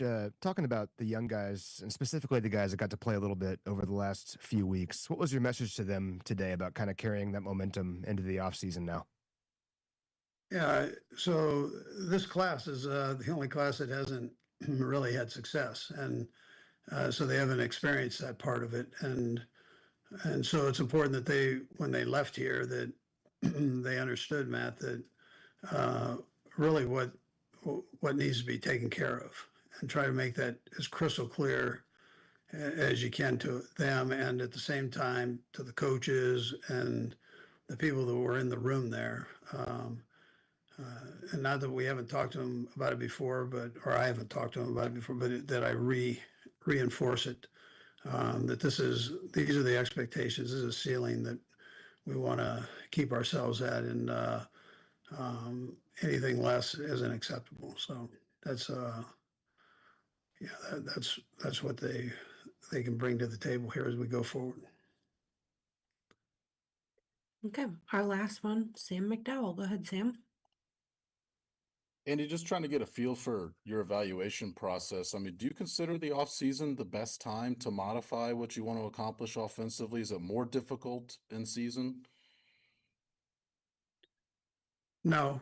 I would tell you, if you're doing a wholesale change, I'd probably tell you that the offseason is better than during the season. But if you're just trying to better yourself, you should be doing that throughout. Do you consider you guys right now, as you look at the big picture, more of the latter, more just of the just trying to get better? Yeah, I think so. I think putting people in the right position and making sure we stay relatively healthy there, I think, is important. And don't take things away from yourself. And so whether it's a play call that you give a guy, can you put him in a better position Or second, are you taking something away from yourself with a turnover or penalty? I mean, it's all of us looking at that, but you're still looking at an offense that was one of the top 10 offenses in the league, if you take everything into consideration there. So you're not that far off. You got to get a couple things bouncing your way and make sure you take care of that. That's all we have, Coach. Okay, good. Thank you. That was the end of the season Andy Reid press conference from Arrowhead. Rob, you might be mad at me for saying this, and that's perfectly fine. I love this job. The press conferences have to be the absolute worst part of the job. That was not entertaining. All right, I did write down some things. I do want to share these things. Rob, I did take notes. I want you to know that I was paying full attention and wrote down a lot of things while Andy Reid was talking. I promise you that. All right, number one. I think you can already see how they're going to spin the offseason, and I don't really think that it's a bad way to spin it. Andy was asked specifically, we literally had talked about it right before the press conferences start. What went wrong? You guys thought you could win the Super Bowl this season. You guys thought you were going to win your division. You had a lot of things in place. You did not come close to doing that. What went wrong? His answer was one-score games. The Chiefs are not super far off. Now, maybe we are too close to the situation. They're not your average 6-11 football team. I know that, and you know that. So next year, their over-under still going to be 9.5, 10.5. The expectation is still going to be, at least for me, that they can win their division and that they're one of the contending teams in the AFC. They really weren't that close or that far off. They were still kind of close. Man, you change 4 or 5 plays this season that the Chiefs usually make. They didn't make really any of those plays this season, and the Chiefs find themselves in the playoffs next season. 100%. I believe that. But I don't want that mentality and me feeling that way. I don't want that to stop them from making some really, really hard decisions. After they lost to the Super Bowl, the mentality was, oh, well, we'll just change our left tackle and everything will be fine. It wasn't fine. So I don't want them to feel like we just had bad luck this year. Guys got hurt at the end of the season. We can run this back for the most part and everything's going to be all right. I don't want that to be the takeaway from the season. You now have an opportunity to have a reboot. It is not a rebuild. It is a reboot. Patrick Mahomes 1.0 is over. That time in his career is over. He is now 31 years old. You now have an opportunity for Patrick Mahomes 2.0. And what does 2.0 look like? Because the league is different. So one thing I will not accept it from them. I will not accept it for you. For the last 3 years, when I've been advocating, let's go get a running back. Well, I mean, they don't need a running back. Look, they did it with this guy. They did it with this guy. I don't care about that. Look at the league in 2025, 2026. You ain't doing it with no running back. You are not winning the Super Bowl in 2026 if your team cannot run the football. So that doesn't mean you got to go get Jeremiah Love in the top 10, but you can't punt on running back the way that they did this season and act like it doesn't matter. I also thought he said something really interesting when he was asked about the passing game. Do you think the passing game struggled because you couldn't run the football effectively? Sam McDowell asked that question, and he said, our run game is based off play action and getting the defense to react, but the defense didn't react this season. I 100% believe that was the case. There was no reason to respect it. There's no explosiveness. Sure, if they hand it off and they get 3 yards, what does it matter? They're not going to stick with it. They're not going to continue to do it. They're not going to beat you for a home run. None of these guys can run past you. I 100%. Why would you bite on a Chiefs play action last year? Why would you bite on an RPO? They don't hand the ball off. So I 100% believe that's what happened. I also 100% agree with Andy Reid when it comes to this. We don't need a Travis Kelce decision right now. I get it, and I understand that's the biggest talking point. But I promise you, at least on this show, I'm not beating you over the head every day for the next 45 days on what Travis Kelce is going to do. When we know, we know. They got other things to figure out when it comes to Travis Kelce. It's a big thing to figure out, don't get me wrong, but I just don't think there's going to be a lot of news for the next 6 weeks or so. There's certainly not going to be news before the Super Bowl. We think in 2 weeks Travis Kelce's making this announcement? They don't need him to make this announcement in 2 weeks. They got time to make this announcement. They got time. The NFL league year doesn't start until March 12th. It's January 5th. So there's going to be massive trades in the NFL between now and then. We're going to find out who's getting a franchise tag between now and then. We're going to find out who's coming back, who's going to be a team. The Chiefs don't need anybody to make a decision right now. So I would tell Travis, go somewhere and turn off your phone. Don't listen to people like Carrington. Don't pay attention to none of it. None of it matters. How I feel doesn't matter.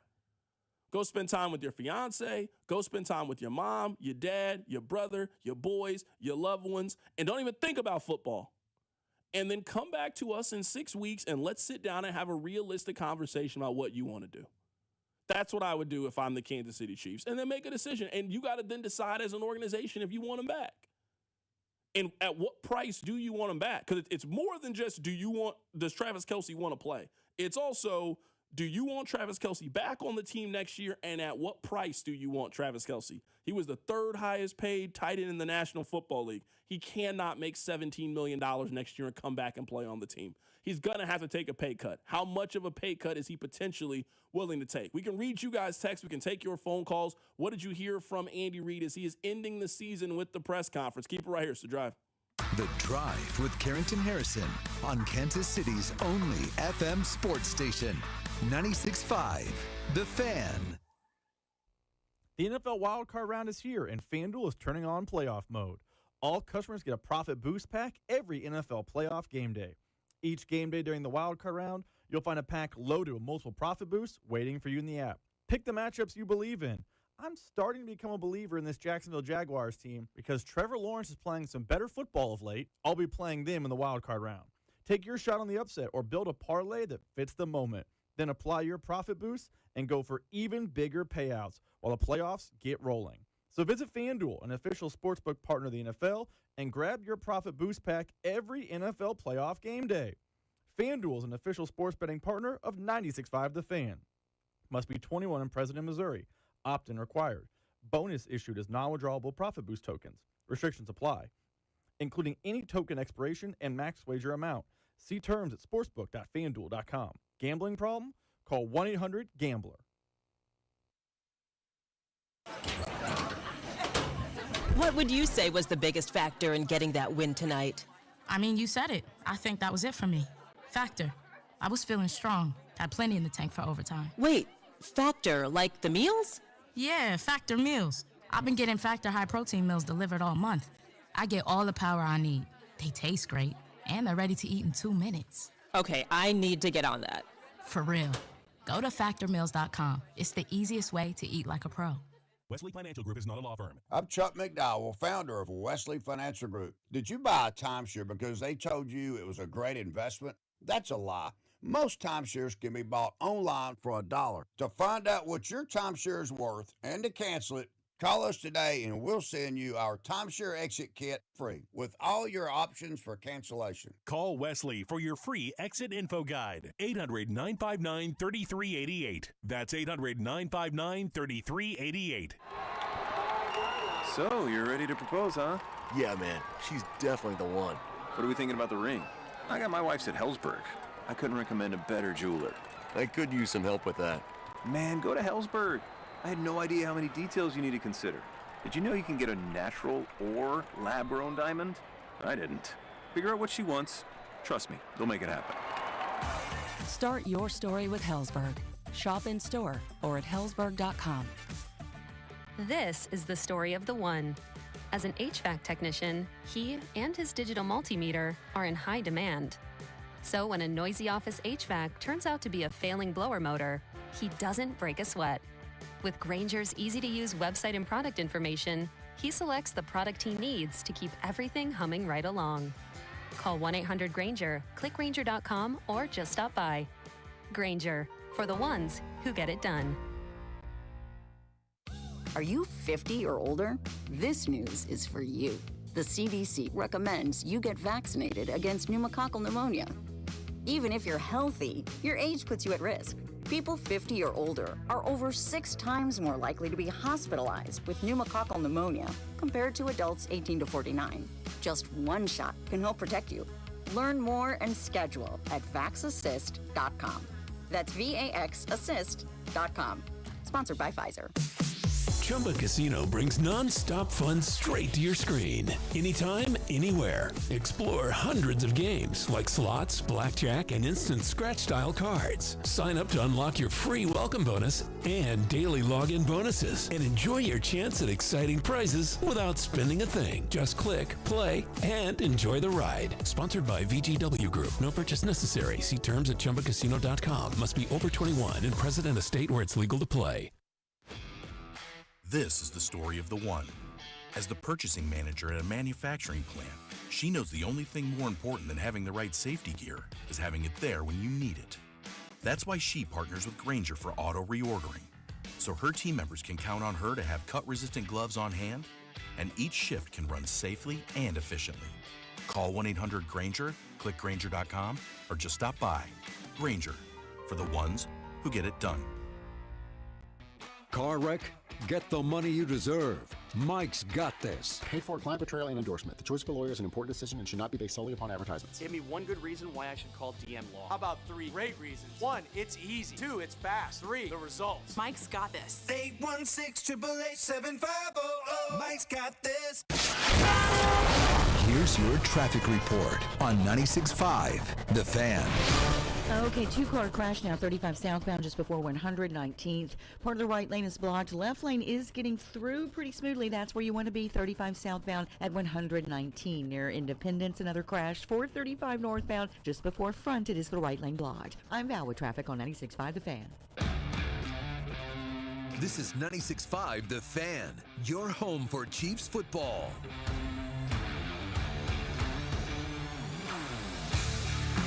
All right.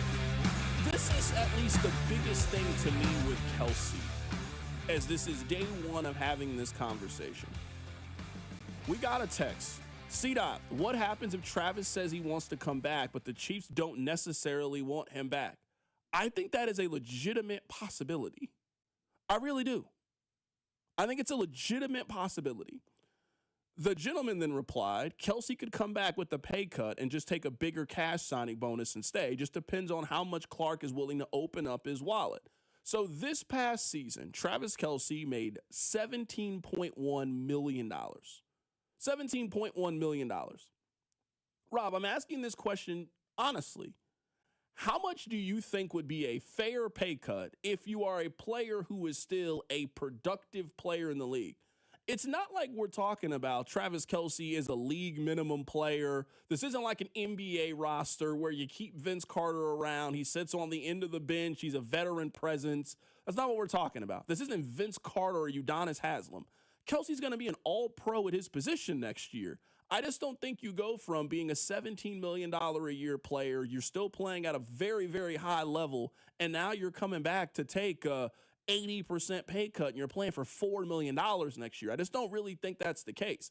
This is my big point with Kelce and why I think it's a real conversation if you even want Travis Kelce back next year. Rob, let's say that Travis Kelce took a 30% pay cut from what he just made, right? I would say that's a big drop. If anybody makes 30% less than what you made this year, that's noticeable. If Travis Kelce took a 30% pay cut, he'd make $11.9 million. I only bring that up because that's more money than James Cook gets paid. I just want to at least put into context, especially as this team needs to fulfill some other holes and we think get younger and cheaper and more explosive in certain ways. Paying Kelce means that you also can't go out and make some of the moves that you potentially want to make in free agency to go sign this player or that player. Like, there's some things that the Chiefs are going to need. The Chiefs, to me, are going to have to spend some big-time money on the defensive line. Like, I really want them to find their version of Danielle Hunter. They need a 27, 28-year-old dog on the defensive line that can go get after the other team's quarterback. To me, the Chiefs need to spend a little bit of money in free agency when it comes to running back. You don't necessarily have to go get Kenneth Walker. You don't have to necessarily go out there and get Breece Hall, but you can't spend $1 million on Elijah Mitchell this year. You got to really put some investment out there. So all I want people to do is we're having this conversation about Travis Kelce. It is important to note, Travis Kelce is now starting from scratch on what his contract looks like. And I know we think that these athletes are all doing it for the love of the game and they're doing all of these things. No, if I made $17 million last year, I'm not now in the business of making $4 million to come back and work at the same company. So I'll take a little bit less. But to me, the lowest I think you're getting Travis Kelce is at $12 million. And that makes him the 7th highest paid offensive or tight end in the National Football League. Are you willing to pay him? I wouldn't be willing to do that if I'm the Chiefs. I really think they are in a very difficult situation financially, even if he wants to come back. I think, now, to your original point, and I agree with you, and I don't think Andy Reid was just, talking in that press conference. I think he's correct.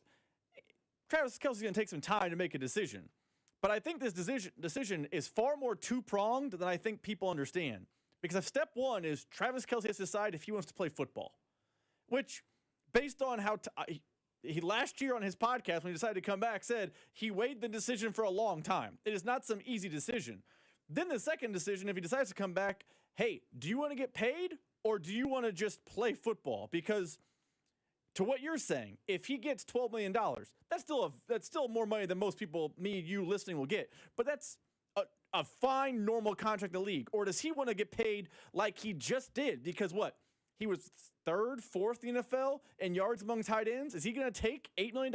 Probably not. So then the obvious question here is, if Travis Kelce decides to return, do you think there's a chance he returns to somewhere other than the Chiefs because of these contract restrictions, for lack of a better term? And just some of these things, and I completely get it and I completely understand.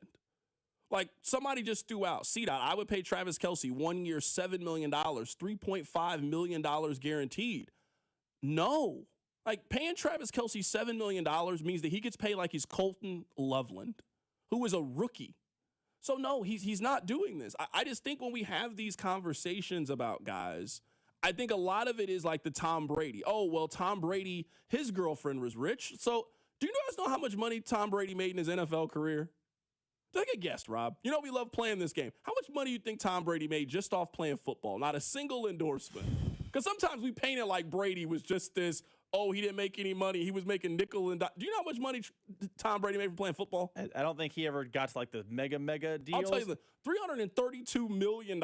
My guess was 500. So yeah. I guess all I'm saying with Travis Kelce is completely aware of who his fiance is and that money is not an issue. I'm sorry. He's going to work at a job. It is a job. I don't know what person who in 2025 made $17 million doing their job is now signing up to make 60% less money than they did when that company is still asking you to do all the same work. They're still asking you to play in 17 games. They're still asking you to go to training camp. They're still asking you to be there for OTAs. You work at the same place. You're just giving money back to the company? No, I'm sorry. That's not how this works. I would say if that's the contract that you're willing to have Travis Kelce back, that you don't want Travis Kelce back on the team. If you want Travis Kelce to sign a 1 year, $5 million heavy incentive laden deal to keep him around, then you don't want Travis Kelce back. Then it's over. It's time. And that time gets everybody. That time you are describing has hit almost every single athlete. At some point, you have to tell them no. At some point, the New England Patriots had to look at Tom Brady, the greatest football player we've ever seen, and said, no, we want Mac Jones to be our starting quarterback. Michael Jordan was willing to come back to the Chicago Bulls, and no, we're moving in a different direction. It is tough. It is one of the hardest things about sports. But the Travis Kelce thing, to me, it's really a two-part conversation. It's A, does he want to play? And B, how much do you want to pay Travis Kelce to be back next year on the team? Because if Travis Kelce is coming back on the team, it is not going to be cheap. And I think at a floor, we're talking about him making $12.5 million. And once again, being the centerpiece of your offense, and you're throwing it to him, and he is heavily involved. I said this at the top. I said this at the open. Everybody wants the Chiefs to be the Patriots until it's time to be the Patriots. Sometimes when it's the Patriots, you got to cut Vince Wilfork. The Patriots traded Rob Gronkowski. They traded him to the Lions. And Gronk said, if you trade me to the Lions, I will retire. I will just flat out, I will not report to the Detroit Lions. And then they had to cancel the trade. So, like, part of being that cutthroat organization that you guys always say you want the Chiefs to be, we would not be having this conversation in New England. They would not bring back Travis Kelce. A 2013 Bill Belichick would not bring back Travis Kelce. they would just they move on. They'd find another Travis Kelce. They'd start the process over again. The goal is to get younger and cheaper. And Travis Kelce is not either of those things, at least not right now, the way that things are put together. Coming up on the other side, we'll be joined by Mitch Holthus, voice of the Kansas City Chiefs. We'll get his thoughts on what he thinks the future looks like for Travis Kelce. Keep it right here, it's The Drive. The Drive with Carrington Harrison on your home for Kansas City sports. 96.5, The Fan. Here's your traffic report on 96.5, The Fan.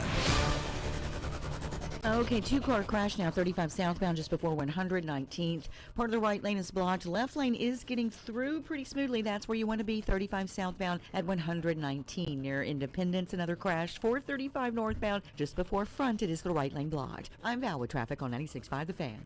Men, it's the new year, and for many of us, it's a time of deciding to make positive changes in our lives. This is Jeff for Heartland Men's Health, and if you're suffering with erectile dysfunction and are tired of the frustration and embarrassment ED causes, you should call Heartland Men's Health today, because there probably isn't a better resolution you can make than to be done with ED. You see, ED doesn't just affect you, it can also affect your partner, even if they don't talk about it. But here's some great news. If you're like most guys, the treatments at Heartland Men's Health will give you back your sex life, because our protocols have success rates that work in well over 90% of cases. Seriously, you might even find you're performing like you haven't in years. So, make an appointment and get ED out of your life. Your initial visit is only $99 and includes blood work, a medical consult, and if medically advised, a test dose. And if that test dose doesn't work in the office, your visit is free. Call 844-447-6600 or go to heartlandmenshealth.com. That's heartlandmenshealth.com. We have 3 offices, Overland Park, Independence, and North Kansas City. The playoffs are here. More specifically, the NFL wildcard round is here, and FanDuel is turning on playoff mode.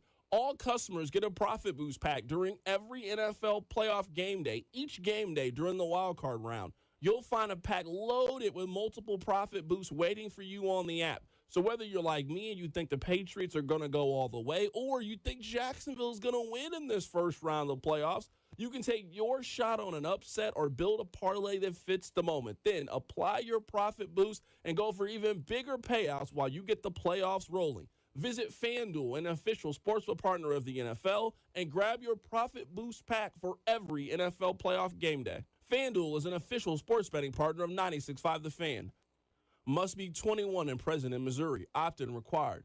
Bonus issue is non-withdrawable profit root tokens. Restrictions apply, including any token expiration and max wager amount. See terms at sportsbook.fanduel.com. Gambling problem? Call 1-800-GAMBLER. Hi, this is Toby Tobin along with Jason Goodenkoff from Lewisburg Ford, Lewisburg, Kansas. Hi, Jason. Hello, Toby. Great time of the year. It is that time of year, Toby. It's the year-end sales event. Ford always puts their best foot forward, and Lewisburg Ford is always $50 over invoice. We've got the 000 promotion going on right now, Toby. That means we've got 0% financing for 66 months with 0 down payment and no payment for 90 days on 25 F-150s, 25 Explorers, 25 Escapes, 25 Mach-E, 25 Lightning, and 25 Transit. It covers about the whole gamut for everything we've got out there, Toby. And you got 0 down payment, and you got no payments for 90 days. So we've got huge incentives. That is huge. What else? Right now, you can get up to $9,000 off a brand new F-150 and get 0% for 66 months. Anything on SUVs? Yeah, you've got up to $10,000 off on a 25 Escape right now, Toby. Holy cow. Yeah, that's with our $50 over invoice and the 000 promotion. It's a great time.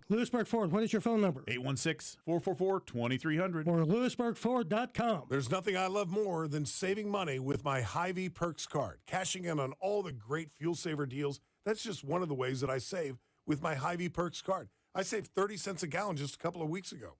There are a lot more benefits to having a free Hy-Vee Perks membership, like exclusive members-only pricing and digital coupons. Upgrade to Perks Plus and get free delivery, express pickup, and special fuel discounts. Save today on groceries and gas, only at Hy-Vee. It's Thirsty Thursday at Hy-Vee. Time to stock up the bar and fill up your tank. Earn 50 cents per gallon fuel savings on every $50 purchase of wine, beer, hard seltzer, and spirits. Mix and match all your favorite libations and get a 50-cent fuel saver with every $50 purchase. Stack up the savings and your next fill-up could be free. Don't miss Thirsty Thursday at your Kansas City, Missouri Hy-Vee. Product promotion differs by location. Offers valid where legal, available while supplies last. Did you know we have an Instagram channel? MVP Monday, Chiefs Take Tuesday, Best Bets, Fantasy Football Advice, and real-time updates during Chiefs games. Get behind-the-scenes content from all the guys on a daily basis. It's exactly why Instagram was created, to look at a bunch of 30-year-old dudes giving sports opinions. Kansas City's FM sports station, and your home for Kansas City sports. 96.5, The Fan. This season, enjoy stress-free comfort with easy booking and trusted service from Anthony. Save up to $4,500 on a new high-efficiency HVAC system. Schedule today at anthonyphce.com. Wildcat fans, this is Wyatt Thompson. Tune in all season long to the play-by-play of the 2025 football season, right here on your home for K-State Athletics, 96.5 The Fan. KFNC FM and AM, HD1 and HD2, Kansas City, an Odyssey sports station. From Montana to Mahomes, his call has been synonymous with Chiefs football. Touchdown, Kansas City! He's the voice of the Chiefs kingdom, and he joins The Drive every Monday at 4. You can't doubt the Chiefs! You can dislike the Chiefs! You can disrespect the Chiefs! You're gonna have to deal with the Chiefs! Here's Mitch Holtis. We are happy to be joined by Mitch Holtis. His appearance on the show is brought to you by GEHA, Government Employees Health Association Incorporated, and also by Silverstein Eye Center. Achieve your best vision and experience outstanding patient care at Silverstein Eye Center. Mitch is going to join us here coming up in a bit. I want to play this for you if you missed it. Travis Kelce was asked after the game yesterday, what is his timeline to make a decision if he wants to possibly come back next year? First things first, I just love this team. Guys like Chris Jones over here pointing at me from across the room. I love that guy.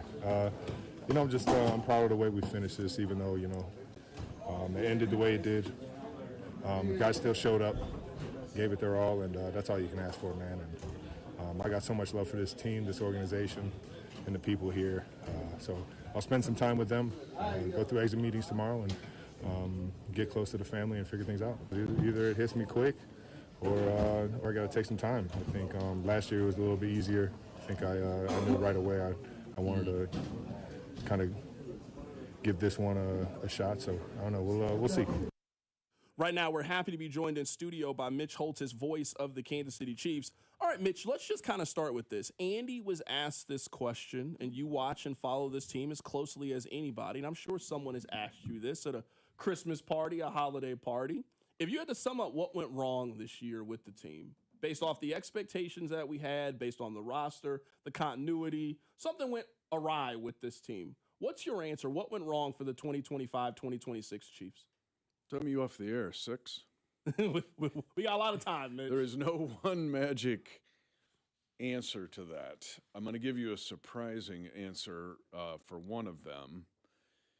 But we've already gone over one somewhat ad nauseum, in that you stretch the rubber band really far. And not just the fact that you were coming off 3 straight trips to the Super Bowl and 21 postseason games since Pat's been the QB1, but the fact that the schedule was, and I don't care the teams they played, it was the logistics of the schedule.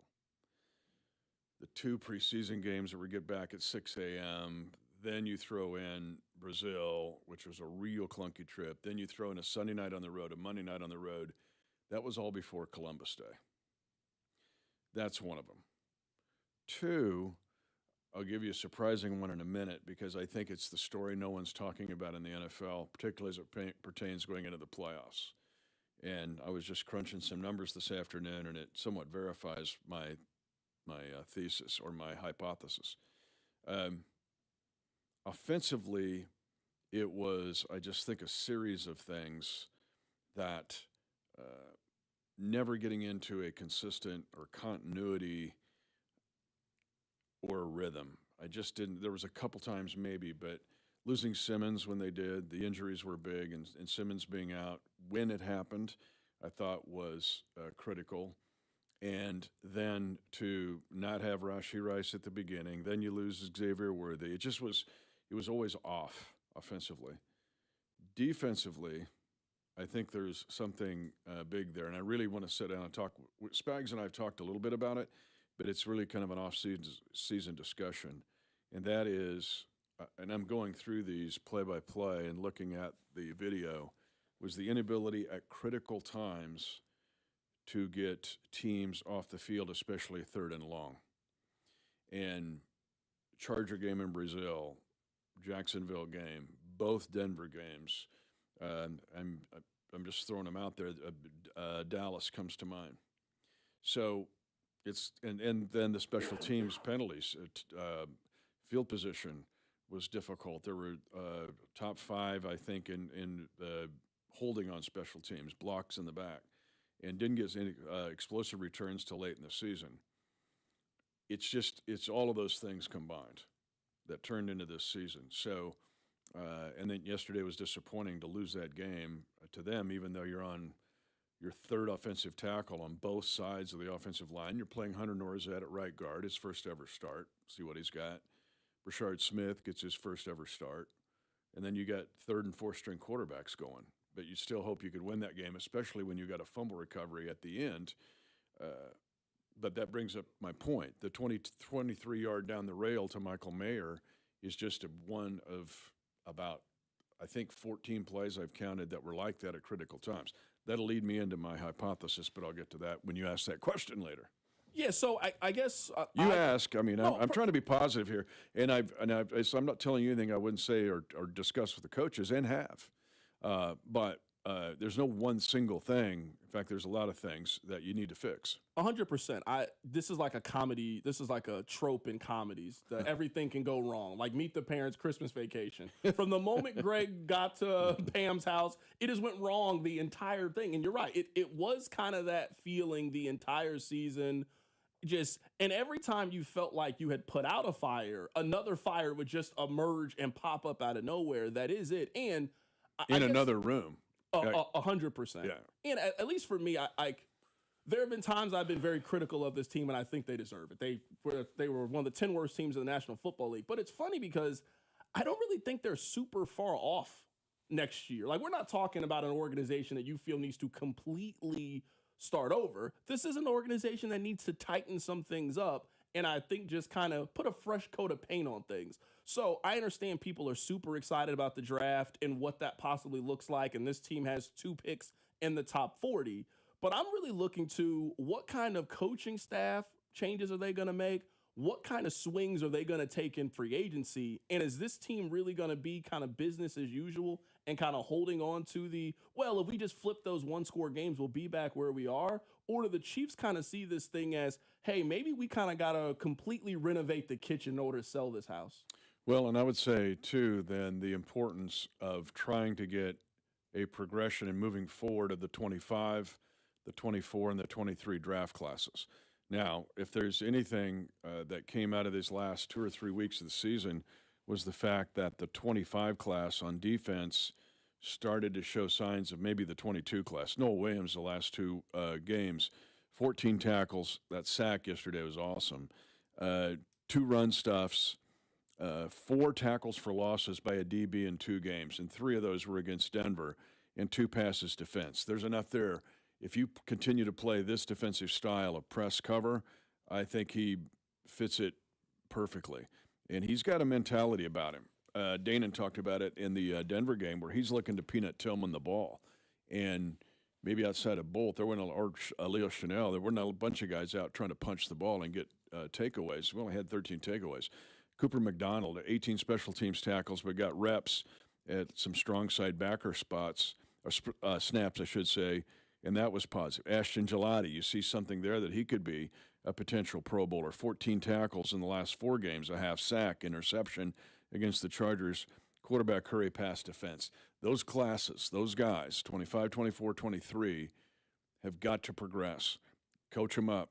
They've got to be better, everybody across the board, because to lose all your preseason games for 2 years and then to lose that game yesterday is an indication that those guys have to move forward in their careers, push forward, coach them up, and then add to those guys, because that's got to be the guts of your team. There is no way then in one off season that you can fix all of it.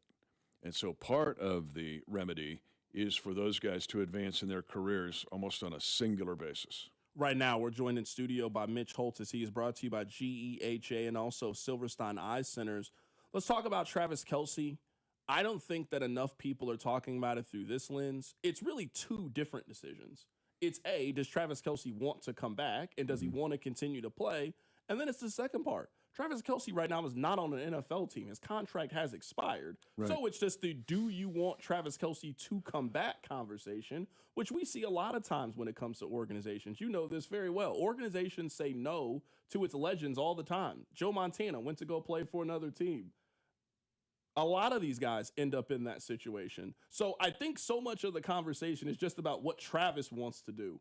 I think we also need to be asking ourselves, what do the Chiefs want to do, and do they continue to see their offense with Travis Kelce in it? Well, there's a respect level there for Kelce, and it goes two ways. It's a two-way conduit. That respect's back and forth, and that's a key part, I think, to your question or inference, in that you got to give Kelce some time, but you can't have too much time. Not with a team that's got salary cap issues to figure out or strategize moving forward and have that done in the next 30 to 40 days. So what do you want to do, Kelce? And at what price do you want that to be done? Because where the cap situation is and what you have to do, and still probably renegotiate with some guys, then you've got to get some freedom there to try to have some kind of free agency buying budget. So it's a two-way street here. And but I think the respect level is such they're like, Travis, what do you want to do? And then we'll figure it out from there. But you're right. It's a two-way decision. But I really think that that's the way you approach it. And so, but I think Kelce will decide. If I had to guess, I think he'll decide fairly shortly. He also knows that he needs to do that for the team one way or the other. Yeah, I wouldn't say I'm on the opposite side of you. I think it's maybe I would be a little bit surprised if it's short. Like, I'd be surprised if we find out the announcement out before the Super Bowl. I don't really think you need that announcement before the Super Bowl. The league year starts on March 12th. But somewhere between the Super Bowl and the start of the league year. 100%. I would say he has somewhere till around the Combine, because you and I both know the Combine is the unofficial start of the season. Oh, yeah. That's when a lot of free agent deals get done. That's where a lot of stuff is being figured out. It might not be announced to us for a couple more weeks, but the first day of the league year is at the NFL Combine. That's 7 weeks from now. That's a lot of time for you and your fiance to go somewhere, turn off your phone, disconnect, figure out what you want to do, let your body heal up, decide if you want to go through back all of those things. Like, you got enough time in the next 7 to 8 weeks to talk to who you need to talk to make a decision on whether or not you want to keep playing football. And while Kansas City is then having the conversation about what they want to do and how they're going to build their offense for 2026. Well, and I probably didn't make myself clear. I don't disagree with you, but I say fairly soon as being in that window, because you've got to, if you're the team and you're Veach and you've got to figure out what your strategy is going to be, then, but to me, that is fairly soon to me, is before or during the Combine or right before free agency starts. That's what I meant. This isn't a decision that you'd want to go into May or June, because then that could goof up your whole offseason. So that's what I meant. I'm thinking in the next 30, 40 days. He's not Brett Favre. That would be way. Or Aaron Rodgers. Yeah, that'd be way late. He's not going to go to some house in North Dakota and sit there for like 2 weeks in the dark. And so that ain't Kelce. He'll get bored.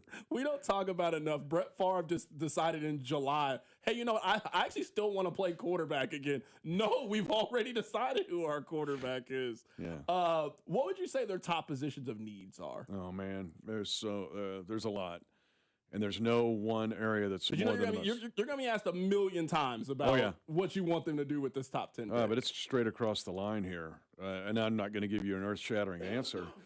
Edge rusher, when I watched Seattle, I really hadn't watched them in total. We didn't play them this year other than the preseason. I did get that glimpse in preseason, though. Very impressive. I left Seattle going, these dudes are flesh eaters. And then I haven't really watched them. I know they're having a good year. Hey, Darnold gets all the talk. Then I watched the 49ers game. We took Nate Wetmore his last game in 31 years, so we had dinner and watched the game. And I'm like, oh, my gosh. The Chiefs have got to get that energy and fire and talent on defense. So edge rusher,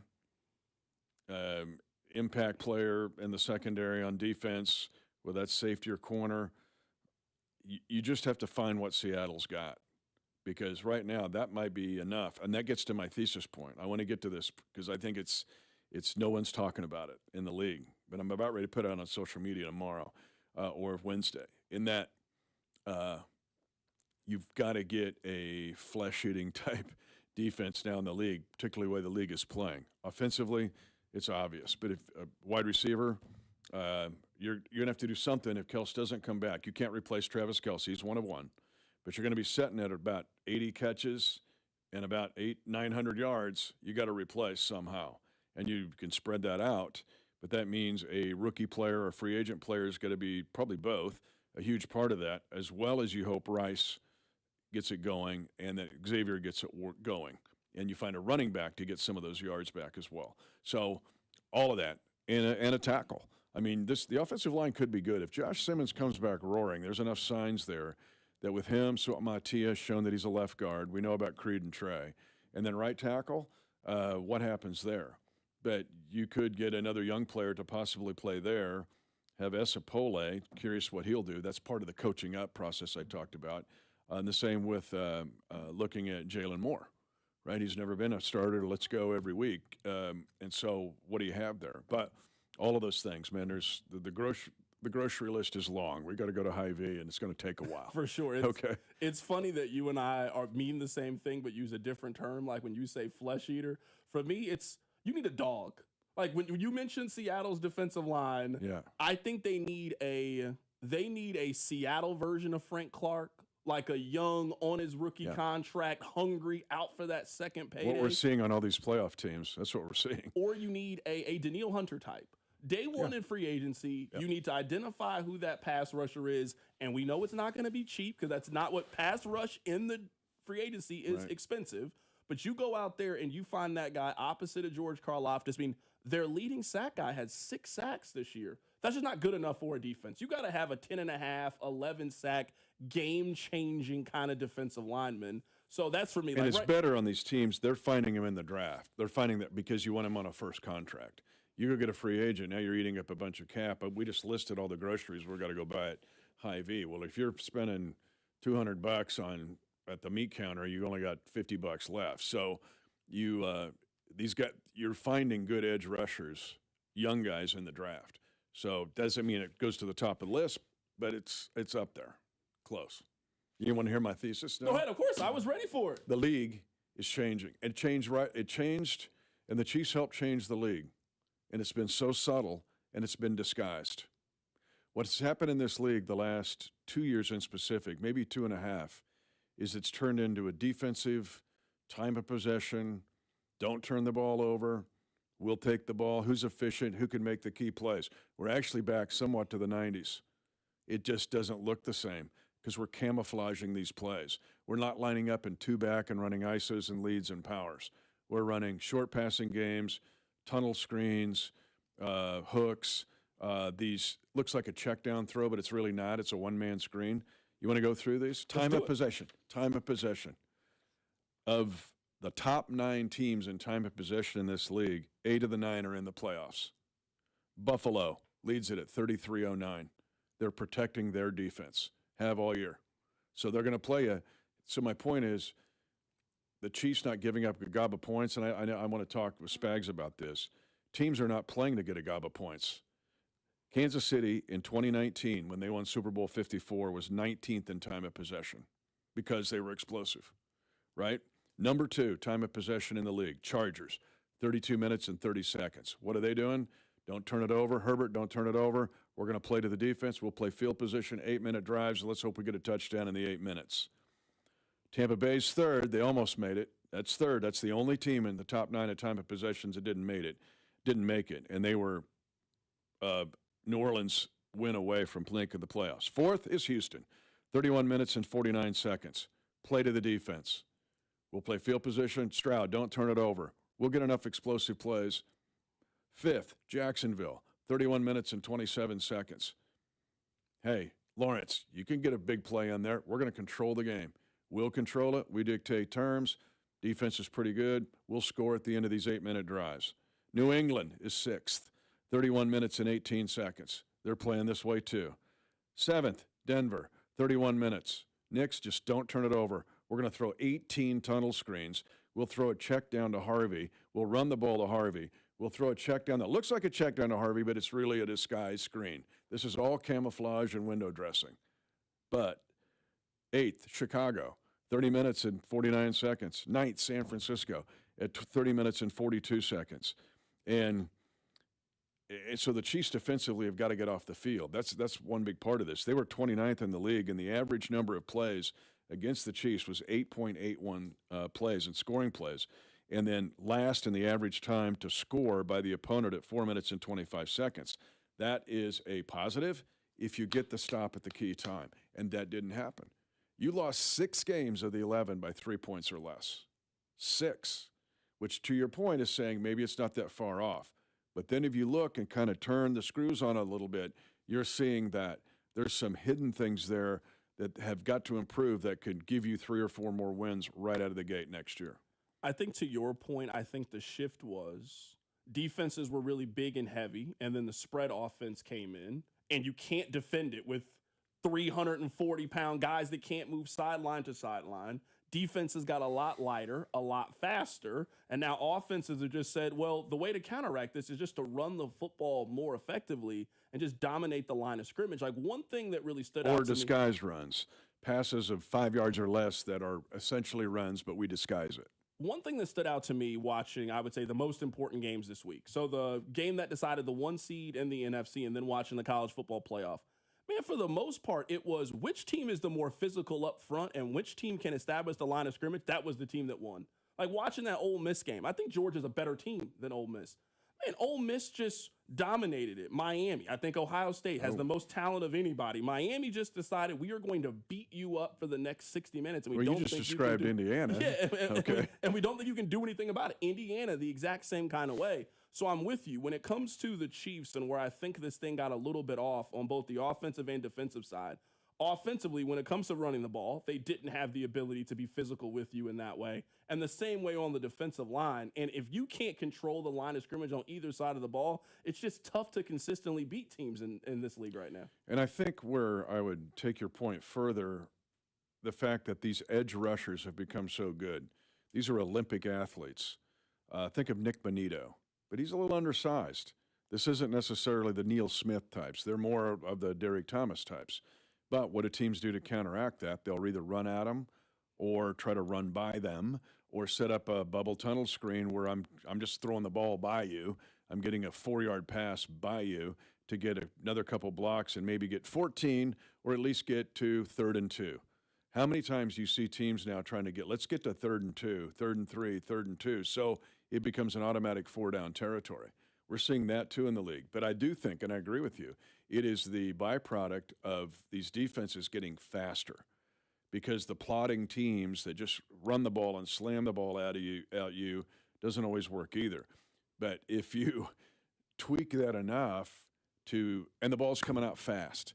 If you look at Bo Nix and Trevor Lawrence, their release time is microscopic. It's just out of there so fast.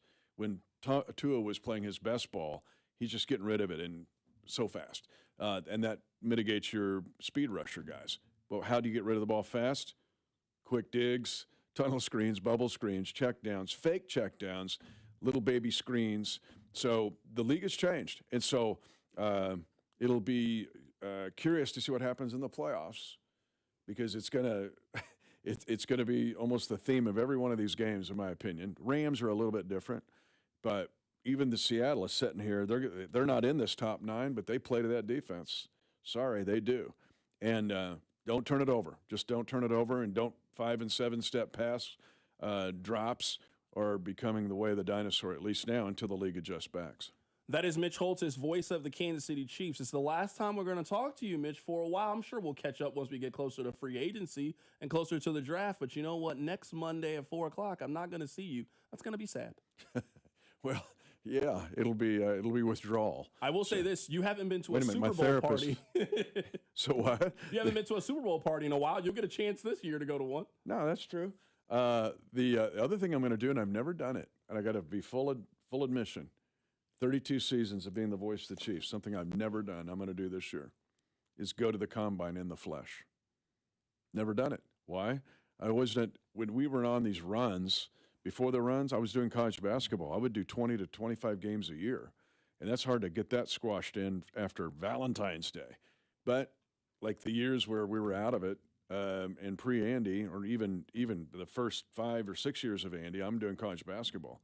I'm looking at January going, there's stuff to do, but I'm not trying to get to Chicago after we get off the air here, and then I've got to get to, I don't know, Baylor right after that, and then, let's go up to North Dakota or something. I mean, that's the life I had.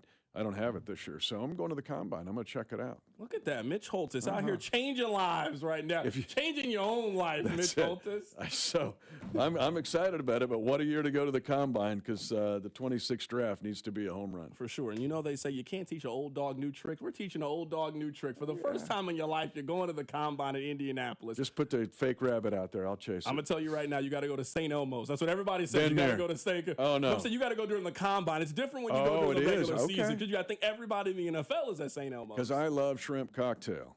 And my wife will tell you, and I make some pretty good homemade shrimp cocktail, but I've got to go deep on the horseradish. She doesn't it barely, You go to St. Elmo's, you're getting your nostrils cleaned out. Forget about Mucinex. It's over. You'll come out with the best nostrils and the best, lack of congestion in your life. I've not been there during the Combine, though. I'm getting ready to go. You know what else I'm going to do? I'm going to take Matt McMullen to it. Look, you got to take Matt McMullen to the Combine. We're going to Knightstown, Indiana. Why? Hoosiers Gym. Oh, my goodness. Hoosiers Mitch, Gym. You're out here. You're Hoosiers checking off bucket Gym. list items. I took Charlie Spoonhour, though. We did a game at Indiana State. You remember Charlie, right? Mm-hmm. And just a great guy. I love the guy. I know you're over time. Sorry, Rob. You're good. Check down, Rob. This is the last time. Cool it. Tell Rob to cool it. All right. So we're supposed to go to the West. We have a game the next day in St. Louis or whatever. We're in Terre Haute doing Indiana State. I turn east. He goes, we're going east. I go, I know. Just stand down. We went to Knightstown. It's not that far away. Hoosiers Gym. Oh, my gosh. It's awesome. They've done such a great job of keeping that thing. You are walking into that movie. Gene Hackman's somewhere around the corner, and I'm taking Matt McMullen there. I'm happy. That's Mitch Holtz, voice of the Kansas City Chiefs. He is brought to you by GEHA, also by Silverstein Eye Center, and also the gym from Hoosiers. Coming up on the other side, Mitch said something really important, and I know this will happen in some point in 3. I will tell you right now, if I could press a button and the Chiefs draft this player, I'll tell you exactly who I would draft. Keep right here, it's The Drive. The Drive with Carrington Harrison on your home for Chiefs football. 96.5, The Fan. Hey, football fans, picture this. You bet your favorite player to score the first touchdown in the game, but his teammate scores instead. Well, if this happens, BetMGM wants to give you another chance at the end zone. With BetMGM's second chance promotion, you'll get your stake back if your first touchdown scorer scores second instead. That's right. Bet on any pro football player to score the first touchdown of the game. If you're right, you win. If your player scores second, you get your stake back in cash. With BetMGM's second chance offer, you have a chance to keep the fun going after the first player crosses the goal line. Try a first touchdown scorer wager with confidence today.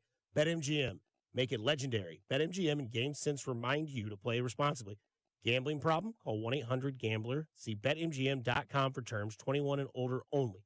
Missouri only. New and existing customer offer. Subject to eligibility requirements. Rewards paid back and unrestricted withdrawable funds.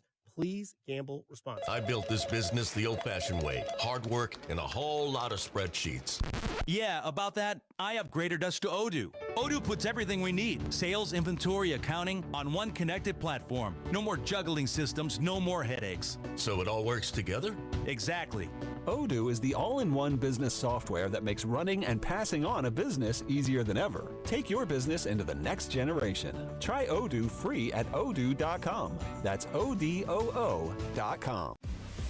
What's up, everybody? I'm Nick Costos, and watching sports isn't a hobby, it's a lifestyle. And my show is not a job, it's a passion. From the NFL playoffs to the NBA and everything in between, celebrate sports with me every day on You Better You Bet from 9 a.m. to noon Eastern. Download the Odyssey app now and listen to Westwood One Sports from anywhere.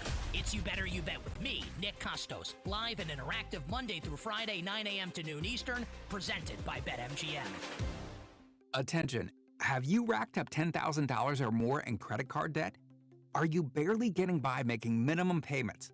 With credit card debt reaching all-time highs, National Debt Relief is notifying consumers about significant debt relief options currently being made available to help those with overwhelming credit card debt. These options may reduce a large portion of credit card debt for those who qualify. You don't need to declare bankruptcy or take out a consolidation loan, and you may only have to pay back a fraction of what you owe, even if you have bad credit. National Debt Relief has already reduced the credit card debt for more than 550,000 consumers. So don't wait. If you owe $10, $20, or even $100,000 in credit card debt, you can now take advantage of this financial debt relief as the cost of living continues to skyrocket. To check what debt reduction you may qualify for, call 800-358-6868. That's 800-358-6868. Again, 800-358-6868. What if sports were traded like markets? Now you can test your sports IQ in real time with Robinhood Prediction Markets. It's not you against the house, it's you participating in a live market. You can buy or sell your positions all game long. You know the game, put it to use. Trade every play with Robinhood. Download the app today. Futures and cleared swaps trading involves significant risk and is not appropriate for everyone. Event contracts are offered by Robinhood Derivatives LLC, a registered futures commission merchant and swap firm. My name is Whitney Allen. I'm a widow. My husband Ryan died. We never thought in a million years we'd have to use life insurance. The unexpected happened. With Ethos, it is so fast and easy. It's 100% online. You can get a quote in seconds, apply in minutes, and get same-day coverage. No medical exams, and you can get up to $3 million worth of coverage through Ethos. Get your free quote at ethos.com/game. That's ethos.com/game. Time spent on application may vary. Online health questions required. Chiefs coverage brought to you by Park & Go, the best deals on airport parking. Heading out of town this winter? Snow, ice, and cold temps are stressful enough. Airport parking shouldn't be. Park & Go makes it easy with online reservations, fast free shuttles, and all spots are covered to keep your car protected from winter weather. Reserve your spot today at bookparkandgo.com. Here's your traffic report on 96.5 The Fan. Brought to you by Anthony Plumbing, technicians you can trust with your house keys. We've got the crash near Olathe, 35 northbound, just before 119th. Be prepared to tap your brakes in Grandview. That's a stall in the right lane, 49 northbound at Blue Ridge. I'm Val with traffic on 96.5 The Fan. You're listening to 96.5 The Fan from the DM Injury Law Studios. Mike's got this. Hey, it's George Karlaftis from the Kansas City Chiefs. Welcome to The Drive with CDOT on your home for Chiefs football. 96.5 The Fan. All right. I think you guys will learn over the next 3 months or so. I am not mock draft guy. Now, I understand that some of you love mock drafts, and this is not me putting down mock drafts. We don't know. I'm looking on social media, Rob, you see the exact same thing that I'm seeing right now. People going mock draft crazy. We don't even know the complete draft order yet. We haven't gotten through free agency yet. There's so many steps until we get to a mock draft. Now, I'm not going to say I don't care about any mock draft, but you got to get me to the week of. We got a long way to go. So I know I'm giving you this long preamble, but I'm telling you all of you this. I have no clue how the draft is going to break down. But if you were telling me right now I could press a button and lock in a draft pick for the Chiefs, maybe this means nothing. Maybe it means something. Maybe this player goes with the 5th overall pick, and what I'm telling you ends up being a waste of time. But if you were telling me right now, who do I want the Chiefs to draft? I want the Chiefs to draft Reuben Bain Jr., the defensive lineman from the University of Miami. That's who I want them to draft. I know I've preached hard about running back, and trust me, we'll talk about the run game as well, and I think the run game is a major reason of why the Chiefs missed the postseason this year. I think the biggest problem that the Chiefs had this season, they don't get pressure on the other team's quarterback, and they have spent a lot of money and a lot of resources on having guys that could get to the other team's quarterback.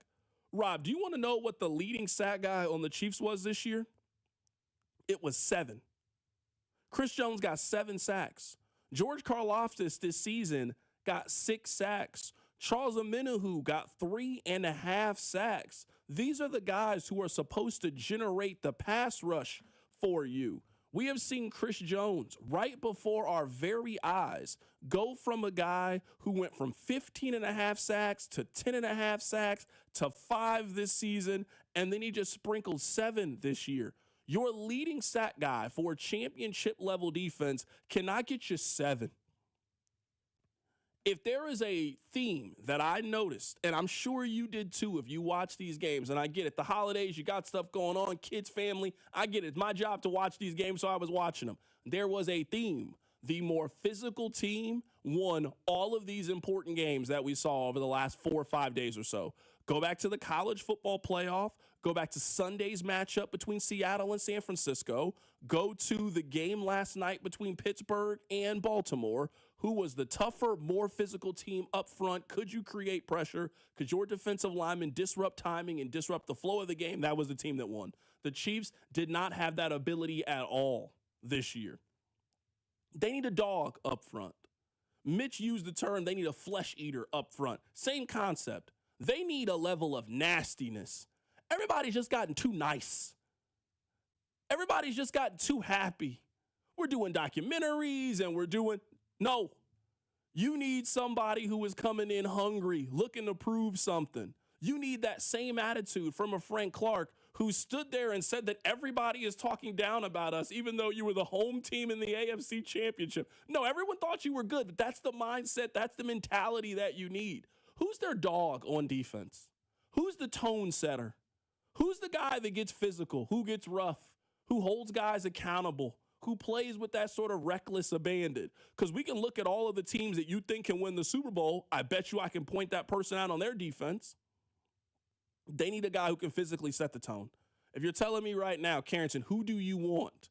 I want them to get Bain Jr. from Miami. If you watch that playoff game, I'm not going to say he single-handedly won them the game. It was a lot of other guys. But the mentality behind that defensive line and how they got after Julian Sand and how they got after Ohio State, it started with him. And it turned into a sack party. Meet me at the quarterback. I'm going to be there. Are you going to be there? He was relentless. He was tough. He has the exact mentality that I think the Chiefs need for next season. So, Rob, if I had to press the button right now, that's what I'm pressing the button for. And again, I'm not the biggest draft guy. So if you're telling me, oh, well, that guy's going to go, I don't care. I'm telling you as somebody that watches football, he has the personality that I think they need. They need somebody like that. They need a dog. They need somebody who can bring the pain. They didn't have anybody on the team that could do that this year. So I agree. I actually, if we're making picks for who they want to draft on January 5th, A, who cares? But B, my pick would be David Bailey. For a lot of the same reasons. Same concept, for sure. We're the Spider-Man meme. We're in the same ballpark. We're doing the same thing. For sure. You just want Ruben Bain. I want David Bailey. He tried his absolute hardest to win the Orange Bowl by himself. He had no help from his quarterback. That Texas Tech offense was awful. Doesn't matter. That was a close game into the fourth quarter because David Bailey was dominating a good offensive line in Oregon. I will say this, though, and here's my question for you, because I agree. They need dogs. They need flesh eaters, whatever you want to use. Hasn't one knock of Andy Reid's tenure everywhere, but then he is too often a finesse team? Like, isn't this whole run encapsulate show the world that Andy Reid maybe prefers a little finesse over a little nasty? Because ever since Frank Clark left, who's been that, flesh eater, whatever you want to use? It's been a lot of win by finesse, not a lot of maulers up front. Yeah, but I guess in this, and maybe this is me giving Andy a pass, I put that defensive side, that's on Steve Spagnuolo. I mean, this team spent a significant amount of money for George Karlaftis. And, Rob, you remember, this isn't even me patting myself on the back. I remember saying, I don't know why they're in a rush to pay George Karlaftis. Like, he hasn't really shown it yet. You're kind of banking that he can take that next jump. Like, let's just wait and let's see this out. Everybody told, hey, this is a great deal. You want to be early to the process? Sure. The Chiefs got early on in the process. George Karlaftis had 6 sacks this season. 6. That's the second. He's played 4 years, Rob. He has 2 seasons in which he has 6 sacks. Last year, he had 8 sacks. You spent a first-round draft pick on George Karlaftis. So one of the reasons is not them being a finesse player. This is an organization that has spent incredible resources on pass rush. They have spent 2 first-round picks on pass rush in the last 4 years. They have spent a $100 million contract on Chris Jones on pass rush. Felix Anudike-Uzomah is one of the biggest busts in Chiefs history. George Karlaftis regressed in year 4 after getting paid. And Chris Jones is a shell of himself of what he used to be. That's their problem right now.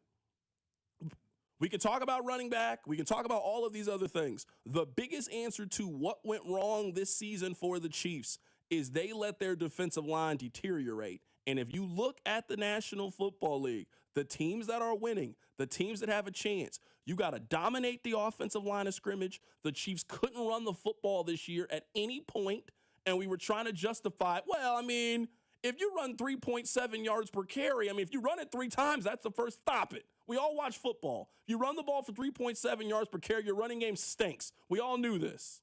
And if Kareem Hunt is your best running back, again, we watch these games. That's not San Francisco's running back. That's not Green Bay's running back. That's not Denver's running back. That's not New England's running back. We were trying to sit here and justify that Kareem Hunt was their second best offensive player in 2026. For the last 2 years, their best offensive players have been a 36-year-old tight end and a running back who was unemployed. That's what happened.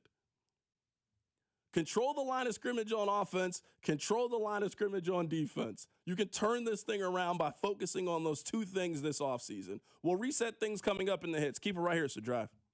The Drive with Carrington Harrison on your home for Royals baseball. 96.5, The Fan. The playoffs are here. More specifically, the NFL wildcard round is here, and FanDuel is turning on playoff mode. All customers get a profit boost pack during every NFL playoff game day. Each game day during the wildcard round, you'll find a pack loaded with multiple profit boosts waiting for you on the app. So whether you're like me and you think the Patriots are going to go all the way, or you think Jacksonville is going to win in this first round of the playoffs, you can take your shot on an upset or build a parlay that fits the moment. Then apply your profit boost and go for even bigger payouts while you get the playoffs rolling. Visit FanDuel, an official sportsbook partner of the NFL, and grab your profit boost pack for every NFL playoff game day. FanDuel is an official sports betting partner of 96.5 The Fan.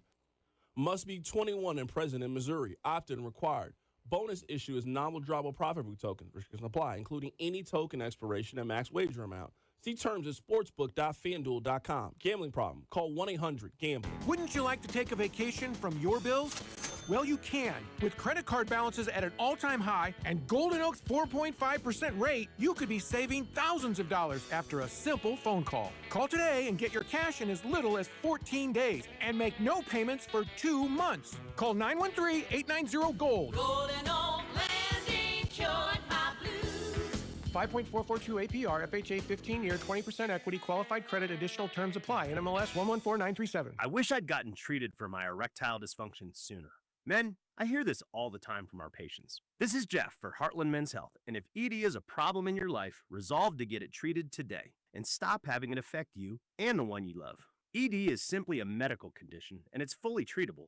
And at Heartland Men's Health, we have treatments that are effective in well over 90% of cases. Which means if you're like most guys, your ED will be a thing of the past. In fact, you could be having great sex within a day or two of your first appointment, and you'll likely find you're performing like you haven't in a long time. It's the new year. Resolve to get your ED treated and change your life. Call us at Heartland Men's Health. Your initial visit is only $99 and includes blood work, a medical consult, and if medically advised, a test dose. And if that test dose doesn't work in the office, your visit is free. Call 844-447-6600. That's 844-447-6600 or go to heartlandmenshealth.com. We have 3 offices, Overland Park, Independence, and North Kansas City. This January, Fridays just got cooler, only at Harrah's Kansas City. Polar Patrol is making their rounds, and you can win $500 in free play. Just come out and play at any slot machine or table game for your chance to win $500 in free play. That's right, Fridays in January, the fun is on patrol and the prizes are ready to pop.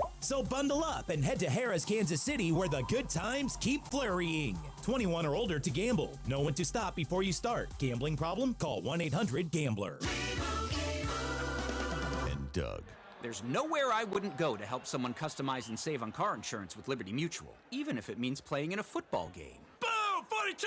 You're going down, Doug! Oh, yeah? Your price on car insurance when you customize and save is going down. Hey! Limu? What are you doing on their team? Only pay for what you need at libertymutual.com. Liberty, liberty, liberty, liberty. Every morning, we rise and shine, make breakfast, and brush away the night's rest. These routines help us start the day off right.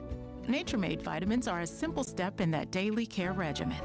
Multivitamins with daily essentials, clinically studied probiotics for gut health support, magnesium to help relax the body. Nature Made is made to care for you every day. These statements have not been evaluated by the Food and Drug Administration. These products are not intended to diagnose, treat, cure, or prevent any disease. My name is Whitney Allen. I am a widow. My husband Ryan died. We never thought in a million years we'd have to use life insurance. The unexpected happened. With Ethos, it is so fast and easy. It's 100% online. You can get a quote in seconds, apply in minutes, and get same-day coverage. No medical exams, and you can get up to $3 million worth of coverage through Ethos. Get your free quote at ethos.com/radio. That's ethos.com/radio. Time spent on application may vary. Online health questions required. Chiefs coverage brought to you by the Casey Boat and Fishing Show, January 8th through the 11th, CaseyMoBoatShow.com. Get ready for fun in the sun at the Casey Boat and Fishing Show, January 8th through the 11th at Bartle Hall Convention Center, with kids free admission. Take advantage of 4 days of special show pricing on hundreds of boats and non-stop entertainment. Go to CaseyMoBoatShow.com for info. Here's your traffic report on 96.5 The Fan. Brought to you by Anthony Plumbing, technicians you can trust with your house keys. We've got the crash near Olathe at 35 northbound just before 119th. Be prepared to tap your brakes in Grandview. That's a stall in the right lane, 49 northbound at Blue Ridge. I'm Val with traffic on 96.5 The Fan. This is your home for Kansas City sports. 96.5 The Fan.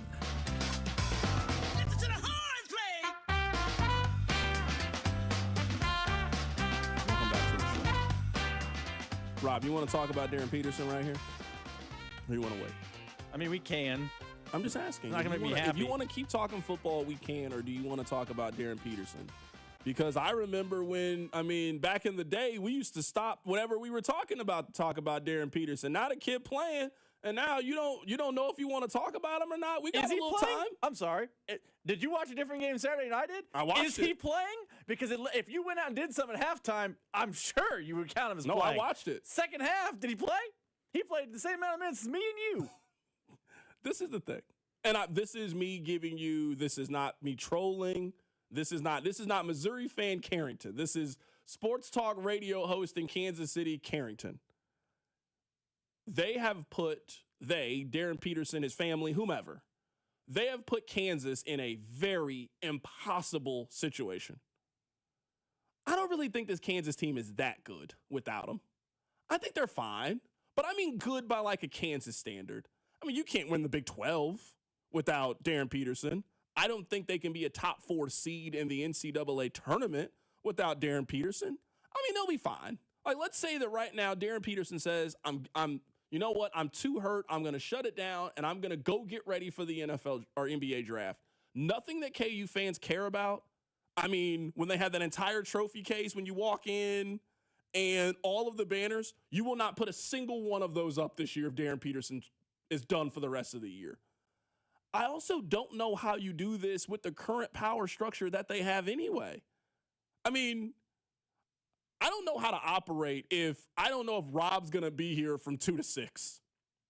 Like, even if we had somebody else to do the producing thing, I didn't know if Rob was going to be here at 5 or when he's going to be done at 4:30 or 4. It would make the show very, very difficult for it to be the best possible show that it could be. Right now, Kansas has a structure in which their best player, if he plays, and they don't know when he's going to play, he can't finish the game.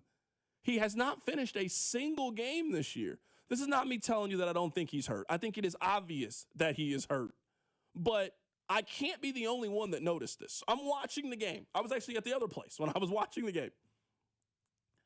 Darren Peterson is playing. He then goes over to the bench. Darren Peterson then gets up, and it's like they have a special Darren Peterson chair. He does not sit in the same chair as everybody else. I can't be the only person that noticed this. It's like they have a special Darren Peterson is hurt chair.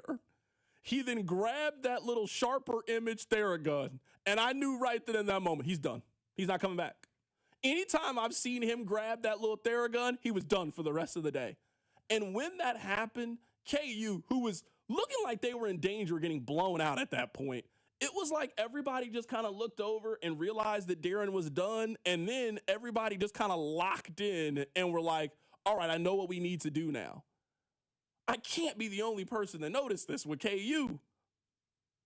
I don't know what you do if you're Kansas. I really don't know what you do.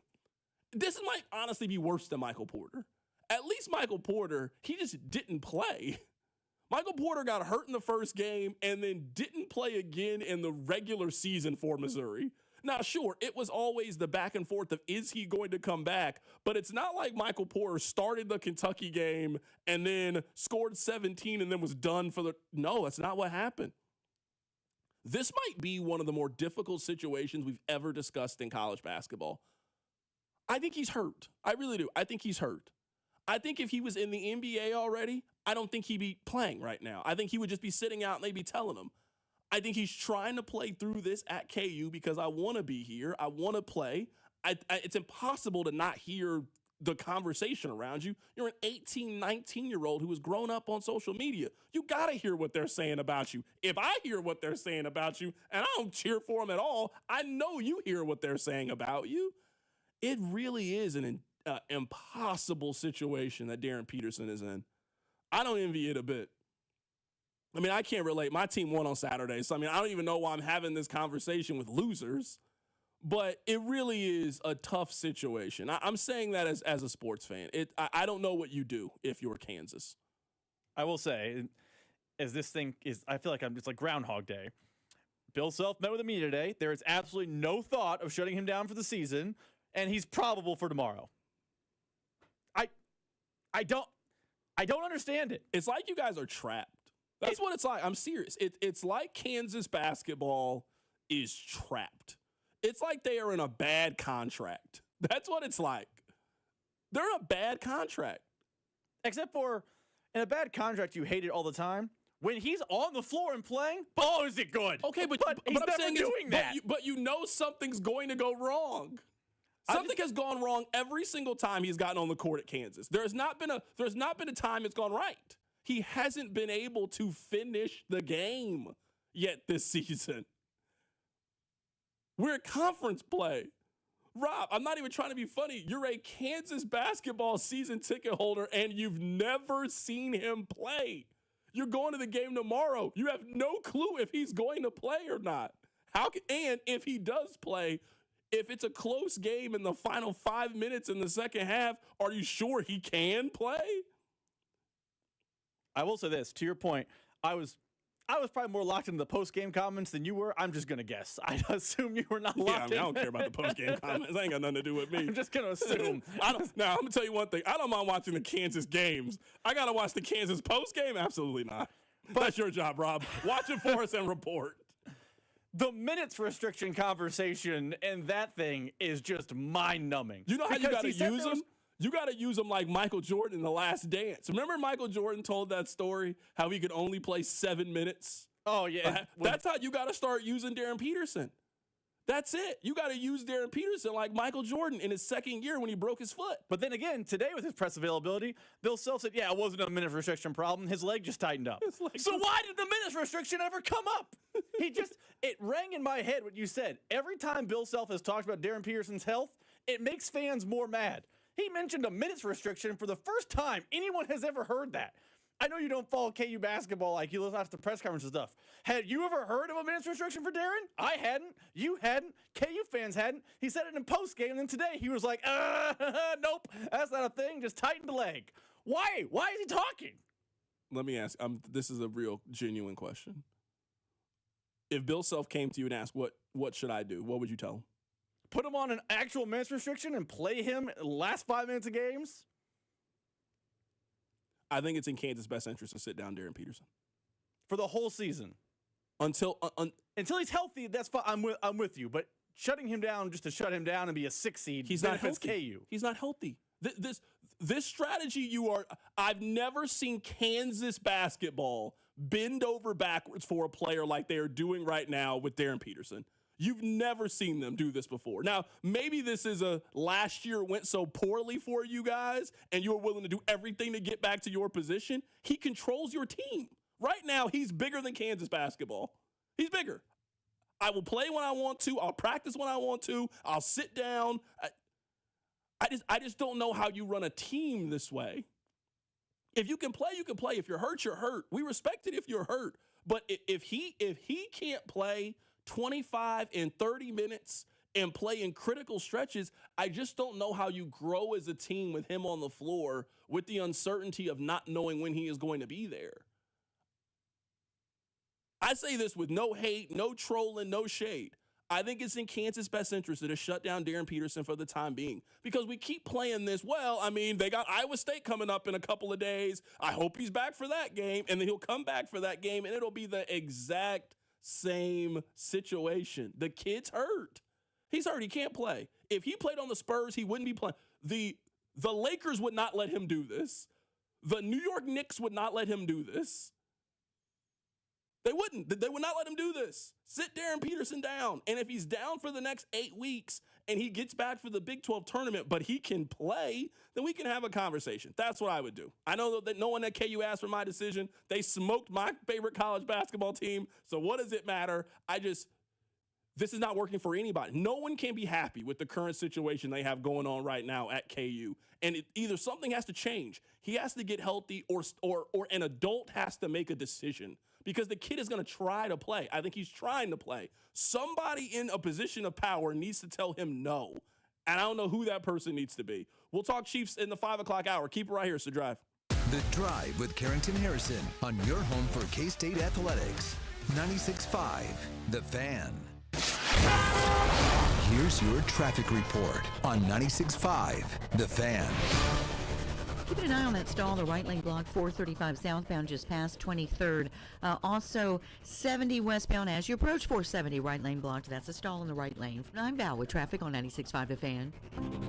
This season, enjoy stress-free comfort with easy booking and trusted service from Anthony.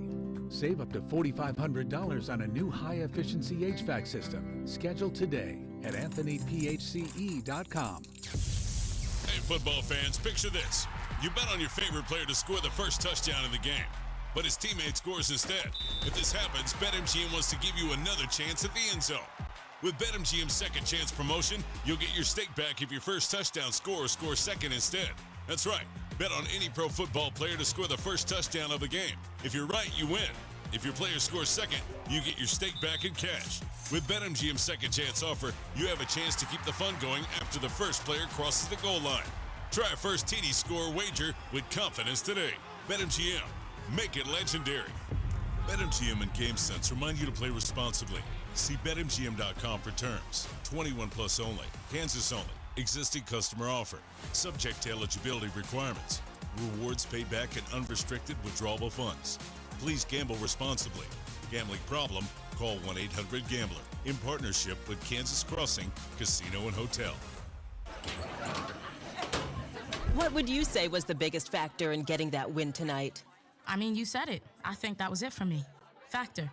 I was feeling strong. Had plenty in the tank for overtime. Wait, Factor, like the meals? Yeah, Factor meals. I've been getting Factor high protein meals delivered all month. I get all the power I need.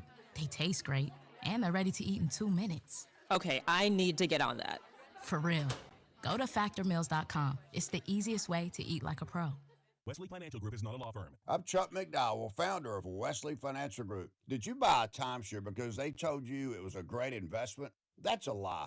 Most timeshares can be bought online for $1. To find out what your timeshare is worth and to cancel it, call us today and we'll send you our timeshare exit kit free with all your options for cancellation. Call Wesley for your free exit info guide. 800-959-3388. That's 800-959-3388. So, you're ready to propose, huh? Yeah, man. She's definitely the one. What are we thinking about the ring? I got my wife's at Hellsberg. I couldn't recommend a better jeweler. I could use some help with that. Man, go to Hellsberg. I had no idea how many details you need to consider. Did you know you can get a natural or lab-grown diamond? I didn't. Figure out what she wants. Trust me, they'll make it happen. Start your story with Hellsberg. Shop in store or at hellsberg.com.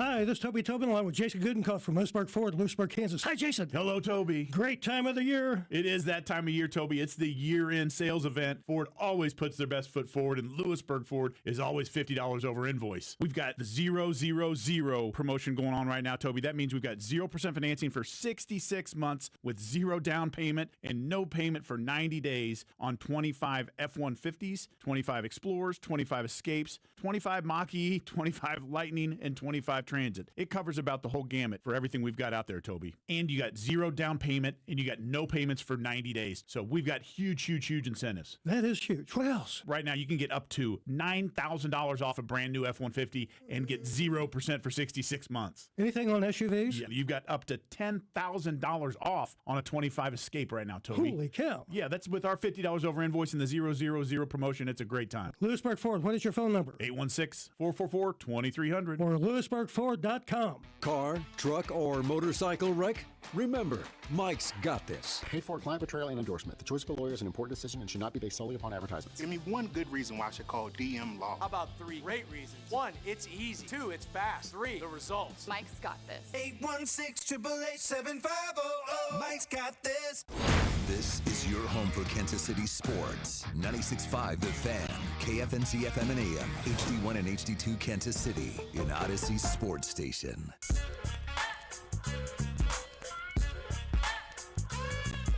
All right. I think our first 5 o'clock hour of 2026 needs to start with this. Rob, I don't know if you cut it, and it's perfectly fine if you didn't cut it. We don't need it necessarily for this topic. Herbie Teope, who does a fantastic job, Herbie Teope asked Andy Reid what happened. Very simple question. Sometimes in journalism, the simple question is the right question. You spend a lot of time thinking of these well thought out. No. Why, what, who, when, where, why. Sometimes keep it simple. Hey, Andy, what happened? You guys were favorites to win your division. People thought you could win the Super Bowl. You went to the last 3 Super Bowls. What happened this season? Andy gave his answer. Andy basically said the luck in 1-score games flipped around. 2 years ago, we were 11-0 in these games. This year, we were 0-7 in these games. Makes a lot of sense to me. Let me ask you, Rob. Rob, let's say that you and your wife are going out for restaurant week. Somebody recognizes you and says, hey, you're that guy on Carrington's show. That's what they come up to you and say. They come up to you. And you're like, no, I'm just Rob. I'm not the guy from Carrington's show. That quite literally happened on New Year's Eve. Like, hey, you're the guy with Carrington. Yep, that's me. All right, I'm sorry I made myself laugh. So somebody comes up to you and they ask you the same question. Why? What happened? What went wrong for the Chiefs? My 2 answers would be this. If you came up to me and asked me this question, you saw me at the other place or Gates, this is what I would tell you. I think the number one thing is, I think the lead changed before Andy's eyes, and he was too slow to notice it. I've sat here, and I remember having conversations about, hey, the Chiefs should probably invest in running back. And I remember a very common sentiment was, well, we won the Super Bowl before without a running back. I mean, well, we won one without this guy or this guy. We don't need a running back. And yeah, maybe that was the case in 2021. Maybe 3-4 years ago, you could win the Super Bowl without an ability to run the football. You cannot do that in 2025. If you take a look at the teams that you think can win the Super Bowl, they don't just have the ability to do it, they have also invested into it.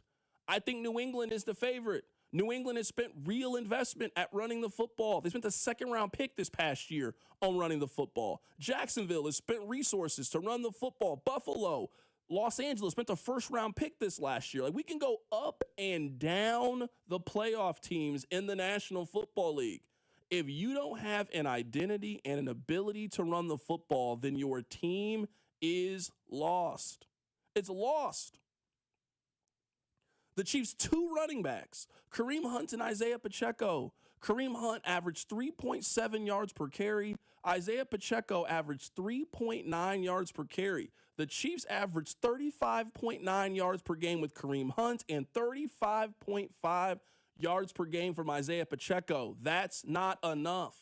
I think the Chiefs just did not notice the shift in the National Football League, the shift in the balance. And yes, it is a quarterback league, and the Chiefs have the best quarterback in the National Football League still to this day, in my opinion. But the Chiefs couldn't really answer well, what else you got? The Chiefs are not the only team in the league that gets good quarterback play. Well, what else can you do? Can you run the football? Can you get to the other team's quarterback? Do you take the football away? Are you great in special teams? The Chiefs couldn't really answer well, what else can you do this season? So number one for me on what went wrong this season is I think offenses started to shift and prioritize running the football, and I think the Chiefs were stuck in 2021 and how they did it in 2019 and how they won a Super Bowl. You ain't winning a Super Bowl with Damian Williams in 2026. You ain't winning a Super Bowl with a 40% Isaiah Pacheco that you had a couple of years ago. You don't got to be the best rushing team in the National Football League, but you got to have a commitment to it. There is a mentality. There is a toughness that you have that the Chiefs don't have. I don't care what changes is happening. In all respect to Mitch, Mitch was here and talking about bubble screens and all this stuff, and all of that is accurate. Football is a simple game. You need your big guys to be better than their big guys. And the Chiefs, for a team that spent a lot of money on their offensive line, could never figure out how to run the football this season. That's number one. And number two, it's all to me about where you put your resources at. I tell you guys this all the time. Say whatever you want about me. Say whatever you want about the show. I think I'm pretty consistent on I'm going to be critical of the people who make the most money because they are the people who dictate who wins or loses. So I'm not here to spend my time talking to you guys about their third corner or Noel Williams. It's great to have that conversation. This team wasn't good or this team wasn't in this situation because Noel Williams didn't develop. No, they were in this situation because they are paying for certain things and didn't get them. Chris Jones is the 5th highest paid defensive lineman in the National Football League. You guys feel like that's what he gave you this year? What you paid for? That's one of the worst feelings in the world. Everybody listening has been in this situation. Let's say you go out for a dinner, and then you see what the tab cost you. And then by the end of it, you're like, I guess it was okay. It wasn't worth $300, but it was fine. Yeah, Chris Jones was fine. If you were paying Chris Jones $12 million a year, you're paying him $30 million a year. He gave you 7 sacks this season. 7. Chris Jones didn't force a fumble this year. He didn't force a fumble this year. He didn't help generate enough pass rush. He didn't cause turnovers. I'm sorry. He wasn't good enough this season. George Karlaftis.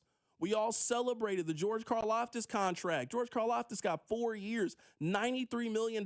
He got $62 million guaranteed. He had 6 sacks this season in 16 games. That's not good enough. So the why to be with the Chiefs, what went wrong? How did this thing go so far left? What did they do wrong? Line of scrimmage. You couldn't run the football at any point this season. They never got the run game going. And it's just not realistic in 2026 to expect, I don't care who your quarterback is, he can't do everything. You're asking Patrick Mahomes to throw for 4,000 yards. You're asking him to throw for 40 touchdowns, and he's got to be critical in your run game. That's just a really, really high ask. And eventually, his body broke down with you asking him to do those things. And on the defensive side of the ball, your defense just wasn't good enough. You didn't get enough pressure up front. You spent money on George Karlaftis, Chris Jones, and Charles Omenihu. Between those guys, you got less sacks than what the Texans got for Danielle Hunter, between the 3 of those individuals. The expectation for your pass rush is not Spags, dial it up, and we'll figure out a way to get it with Trent McDuffie or Snead or Chamari Connor. That's not where your pass rush is supposed to come from. The Chiefs are paying $200 million between Chris Jones and George Karlaftis, and you got 13 sacks between the both of them. And it's not like both of them got hurt. They both played in at least 16 games this year. You weren't good enough up front on either side of the line of scrimmage. That's why this season went left for the Chiefs. What's your answer, Rob? What's your why? So actually, as much as I, do push back in the notion of, the one-score luck thing just flipped the other way, and that's what they lost. I do think that's partly at play. But I also think, man, they don't have any young players that are at least part of the they have young players in the roster. They don't have any young players that are significant contributors. If I look at every roster of playoff teams, you're going to find guys on rookie contracts making big contributions. The Chiefs, they didn't have that this year. You need fresh, young blood to constantly be churning over the roster. And if we were to name the best players in the Chiefs in 2025, which was not a good year for the Chiefs, I would bet most players you name on their second deal. Or Trent McDuffie, who are in the fourth year of their 5-year deal. It is guys who are starting to become veterans in this league. Look at the Seahawks. Jackson Smith-Njigba is their best player. He's a younger player than the Chiefs have. I just think the Chiefs got old and complacent, and I think that was noticeable. And maybe it's missing on drafts, maybe it's missing on free agency, maybe it's both. But it felt like at times you watched this season, they felt old. And I just feel like they were not a young team. In 2022, they won the Super Bowl. They had the youngest defense in the NFL. We all lauded that stat. This team was not young. They were not youthful. There was not an exuberance about them. They just felt old at times. So I think everything you're saying is correct. I think what Mitch said about the rubber band being stretched and all the one-score luck is correct. I think it's multifaceted.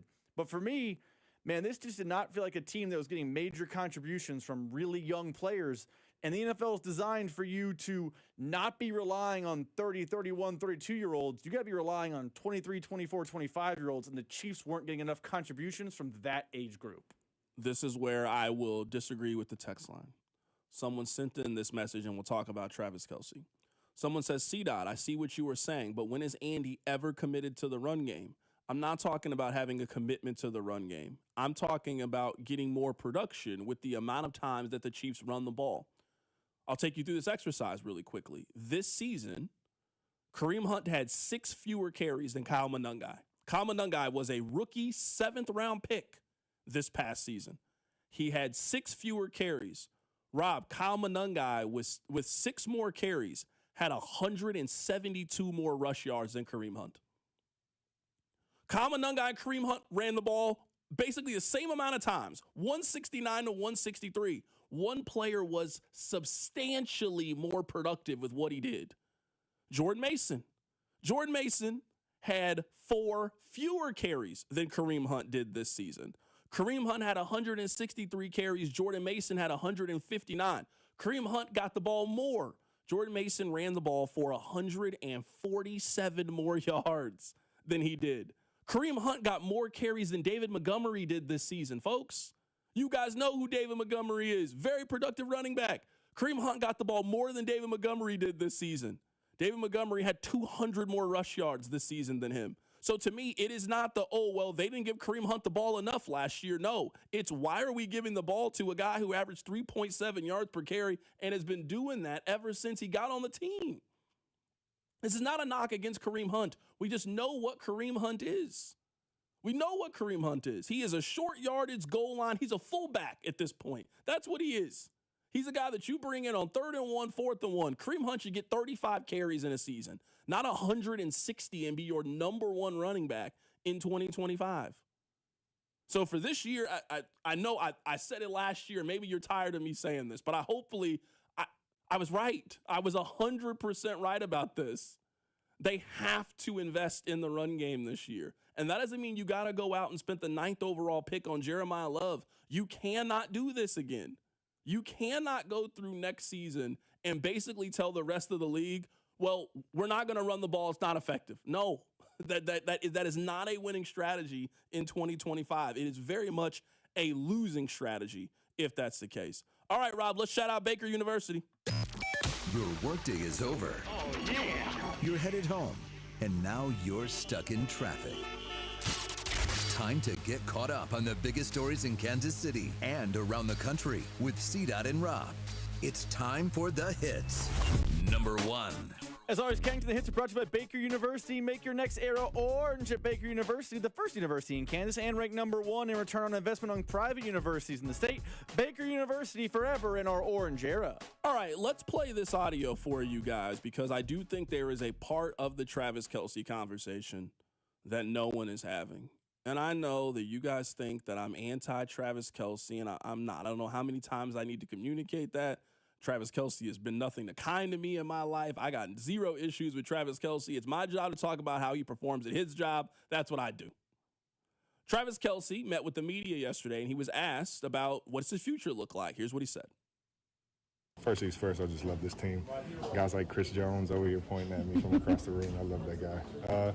I'm proud of the way we finished this, even though, it ended the way it did. Guys still showed up, gave it their all, and that's all you can ask for, man. And I got so much love for this team, this organization, and the people here. So I'll spend some time with them, go through exit meetings tomorrow, and get close to the family and figure things out. Either it hits me quick, or I got to take some time. I think last year was a little bit easier. I think I knew right away I wanted to kind of give this one a shot. So I don't know. We'll see. So let's talk about the two sides of this. The first side is this. Does Travis Kelce want to come back? I have absolutely no idea. You have absolutely no idea. I don't know if Travis knows right now if he wants to come back. It was an emotional season. It's been a really emotional 2025. I mean, they got blown out in the Super Bowl. You got engaged. You had, I would say, a rough start to the season. Travis was yelling at folks and throwing his helmet. He got off to a little bit of a rough start. He turned things around. He's going to be an all-pro, but I mean, this has to be one of the more frustrating seasons that he's been a part of. You're used to a certain standard. You've been eating filet mignon, and you've been eating at the nicest restaurants. You had to go back to eating Hamburger Helper this year. That's what this season was. This was a get back to your roots. You're used to eating at Ruth's Chris. No, this season, the NFL handed you a Hot Pocket and told you to make the best out of it. So it's just got to be frustrating on that level. So I get that part. I have no clue if Travis Kelce wants to play or not. There is certainly still a place for him in the National Football League if he still wants to play. He is a very productive player still. Very productive player. Right team, right system, right situation. Travis Kelce could still go out there and help a team. He could still help Kansas City in a lot of ways. This is what I'll say. At what cost are you willing to bring back Travis Kelce next year? Because I think that is a very real conversation. It's not, to me, just a one-sided of if you want to come back. It is important to note with Travis Kelce, he is currently a free agent. Travis Kelce is not on the team. He is a free agent. The same way that Breece Hall is a free agent, the same way that Alec Pierce is a free agent, he is a free agent. Now, you have more emotional ties to this player for sure. But right now, anybody can go talk and negotiate with Travis Kelce. Now, I'm not saying that I think he's going to play for another team, but you follow me here, right? So it's not just hey, do you want to come back? It's also the conversation of, do you, as the organization, want Travis Kelce back? And the one thing that I will be steadfast on, and maybe this will be an unpopular opinion, is that the Chiefs for the next 60 days need to live in a place of being uncomfortable. And every suggestion that I hear thrown out for the Chiefs is very cookie cutter and very safe. It is the moves that we all think they need to make. I'm not telling you anything crazy on I think they need to get a running back. I might have been saying it before anybody else was saying it, but it's not like you don't see the same thing that I see. They need to go get a running back.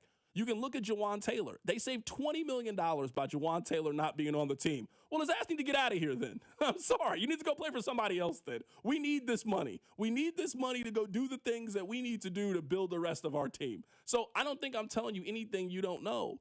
But what I don't want the Chiefs to do, I really don't want them to do this is, I don't want them to convince themselves that the only problem they had in 2025 was bad luck, and that next year they can kind of run the same thing back, coaching staff, front office, everybody can come back, and they'll simply be better because the coin is going to flip the other way. No, I think you got a chance to breathe some new life into this team. We all love Travis Kelce. We all do. We all feel the exact same about Travis Kelce. He is always welcome back. He can come bang the drum. If he wants to sing the national anthem, whatever Travis wants to do, you are happy to have him back. But I'm asking you guys this honestly, and remove your personal feelings and look at this like a business, because that's what it is. Do you want the Chiefs this offseason to spend $12 million in free agency on a 37-year-old tight end? Because that's what we're talking about, a 37-year-old tight end. And if your answer is yes, that's fine. But I also want you to realize what you are potentially saying no to. If Travis Kelce comes back, he will make more money than Breece Hall. I'd rather have Breece Hall on the Chiefs in 2026 than have Travis Kelce. And one of the reasons that I think their offense has struggled the last couple of years is their offense has been centered around an aging tight end. And for the last 4 years, we have all been saying the same thing. Oh, well, this guy's going to emerge, and then Travis Kelce's going to fade into the background. Well, this guy's going to take the torch, and it'll be some handoff plan. No, I think it might be time for the Chiefs to just rip the Band-Aid off. I think it might be just time for them to figure out, hey, how are we going to be able to make up this production that we have with Travis Kelce? How can we make up these 78 catches for 851 yards? And is there a 25 to 28-year-old that we think can give us this production, that we think can create these kind of big plays? I really want the Chiefs to live in a place of uncomfortable. And we have talked for the last 2 months, 3 months about this change and this change. Man, all the changes they need to make are not on the sideline. They got to make some changes on the field, personnel, how they evaluate players, and how their offense works. They are heading into Patrick Mahomes 2.0. Patrick Mahomes 1.0 is the most successful 30 and younger quarterback in the history of the National Football League. Think about that. Patrick Mahomes 30, he is the most successful quarterback or maybe player in league history. You will put Patrick Mahomes 30 up against anybody. They're now heading into the next phase of his career. This is now 2.0. This is now married with 3 kids. This is the different version of Patrick Mahomes. I don't want them holding on to what felt good in 2018 and 2019 because that's not what I think they need. I think this team needs to lean in completely to ages 22 to 26-year-old offensive talent. And that is just not what Travis Kelce is anymore. So I want them to get a new wide receiver coach to try to get the most out of Rashee Rice and Xavier Worthy. I want them to find a 27-year-old tight end and not just Noah Gray. No, go out, spend a little bit of money, and you can find 800 yards at tight end next year if you want to. But you got to be willing to look Travis Kelce in the face and tell him no. The same way that Dallas had to look at Emmitt Smith and tell him, no, you got to go play for the Cardinals. It's not like we haven't been here before. I mean, Jamal Charles went to go play for the Broncos. Derek Johnson went to go play for the Raiders. Derek Thomas went to go, or Neil Smith went to go play for the Broncos. Like, this is sports. This is the business side of things. So that's what I want the Chiefs to do. We all love Travis. We do. We all love Travis. Just next season, maybe a better way of putting it is, I just don't trust them to put Travis Kelce in the proper role of being a role guy. I think his role should be you give him like 50 to 60 targets and he's like tight end 2, not tight end 1, not the center of your offense the way that he's been for 4 straight seasons. I just don't trust him. So in some ways, I just want Travis Kelce to retire so the Chiefs, they don't have to make that decision. They don't have to tell him no. He just comes to that conclusion on his own. But I think the best thing for the Chiefs moving forward is to move on from Travis Kelce. I think I see it very similar. And I think fans talk about the Patriot way a lot. And I think they talk about the Patriot way when, it's easy about the Patriot way. Oh, well, with players they don't like. How often the text line would you be like, well, the Patriots would have never given Chris Jones that contract, or the Patriots would have never given this, that, and the other. I know this. The Patriots would not, with Travis Kelce in limbo of retirement, not retirement, be mulling an idea of giving him $9, $10, $11, $12 million. They just wouldn't. They basically did this same thing to Gronk. They traded Gronk, but Gronk retired. He was so like, screw you to the Patriots, you're tired. But the Patriots, they traded Mike Vrabel. He was a Chief for a while. They cut Vince Wilfork. The Patriots always were out early. And we've all loved Travis Kelce's tenure. It is the greatest tight end tenure in the history of the NFL. I don't think anyone comes close, full stop. But I think if the Chiefs looking at this objectively and fans looking at this and saying, I want to be like the Patriots, I want the Patriot way. They had a dynasty. They never had a 6-11 in the midst of their dynasty. What were they doing the Chiefs weren't? They would not have 35-year-old, 34-year-old Travis Kelce be making $10+ million the next year and getting 100 targets. They wouldn't. They would walk on him. Now, do I think Travis Kelce, if the Chiefs tell him, hey, we're not going to bring you back, would go play for like the Seahawks or someone? I don't think so. But I think the Chiefs, as part of this conversation that Travis Kelce says he's waiting to figure it out, need to be in his ear and be like, hey, you figure out what you need to do, big man, but while you make that decision, I want you to know you're not getting an offer from us because we are walking and going in a different direction, because that's what the Patriots would have done if this was their dynasty in 2009. Yeah, text line 913-586-7965. CDOT, how are you saying you can go out and find another 800-yard tight end? There were 5 this year. Kelce was one of them. He once again led a team in targets. Travis Kelce having 800 yards is great. Another season of their offense centered around Travis Kelce. So I hear what you're saying. Yes, the Chiefs leading receiver had 851 yards this year and was healthy this year. That ain't good enough. It's not good enough. No. So, and some of that's not Travis Kelce's fault. Some of that is Rice was supposed to step up and now be the number one. We should be talking about Rice had 1,200 yards receiving this year. We should be talking about Xavier Worthy had 1,000 yards receiving this year. We shouldn't be having the conversation that Travis Kelce, once again at 36 years old, he had 30 more targets than Rashee Rice this year. He had 35 more targets than Hollywood Brown this year. He had 40 more targets than Xavier Worthy did this season. So, yes, I mean, some of it is Travis Kelce is continuing to have so much success because he is the oldest player in the league who is the center of a team's offense.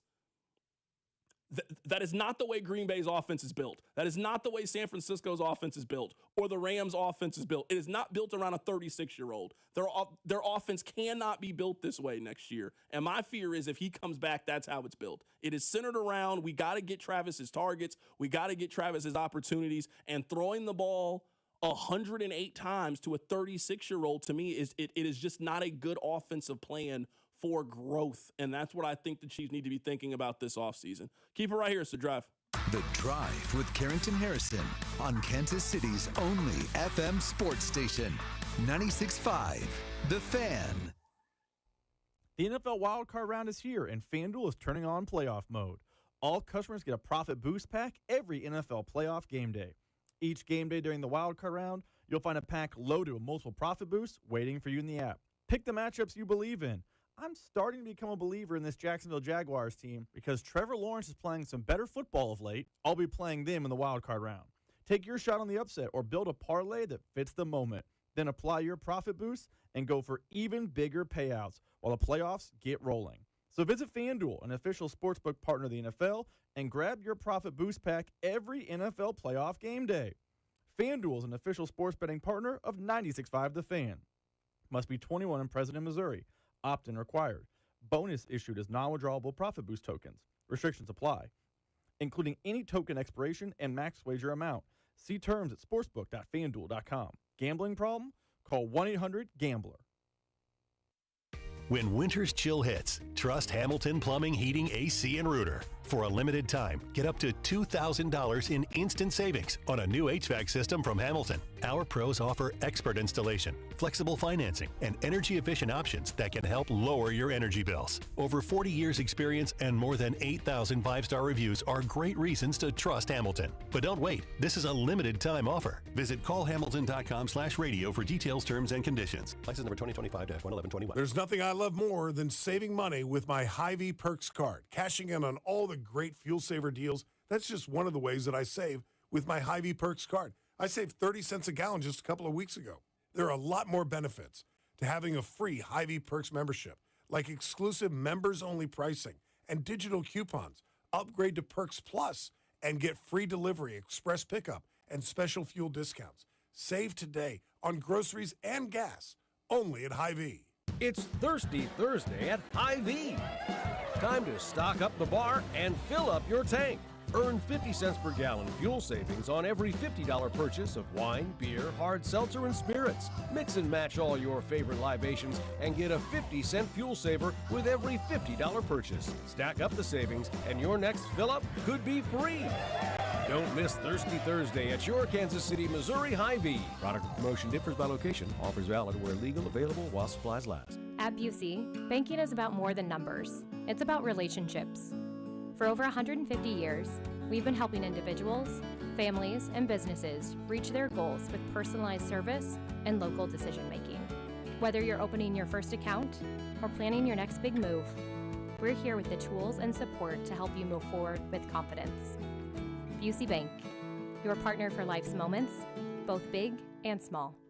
Member FDIC. The world's largest sportsbook at your fingertips has arrived in Missouri. Circa Sports is sports betting the way it should be. With high app limits, player-friendly pricing, and exceptional customer service, Circa Sports is better for the better. From football to basketball, college sports to pro, start betting like the pros in Missouri. Built for sports bettors by sports bettors. Download your new bookie today at circasports.com. Must be 21 or older. For problem gambling, call the Problem Gamblers Helpline at 1-800-522-4700.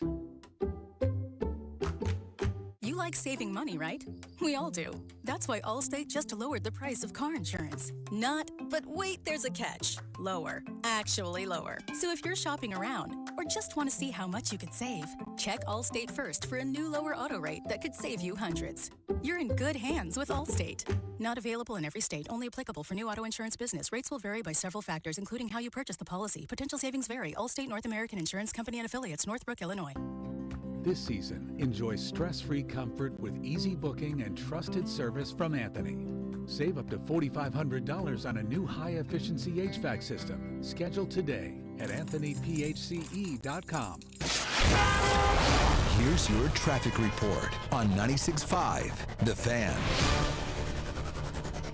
Okay, crash still working on the curve.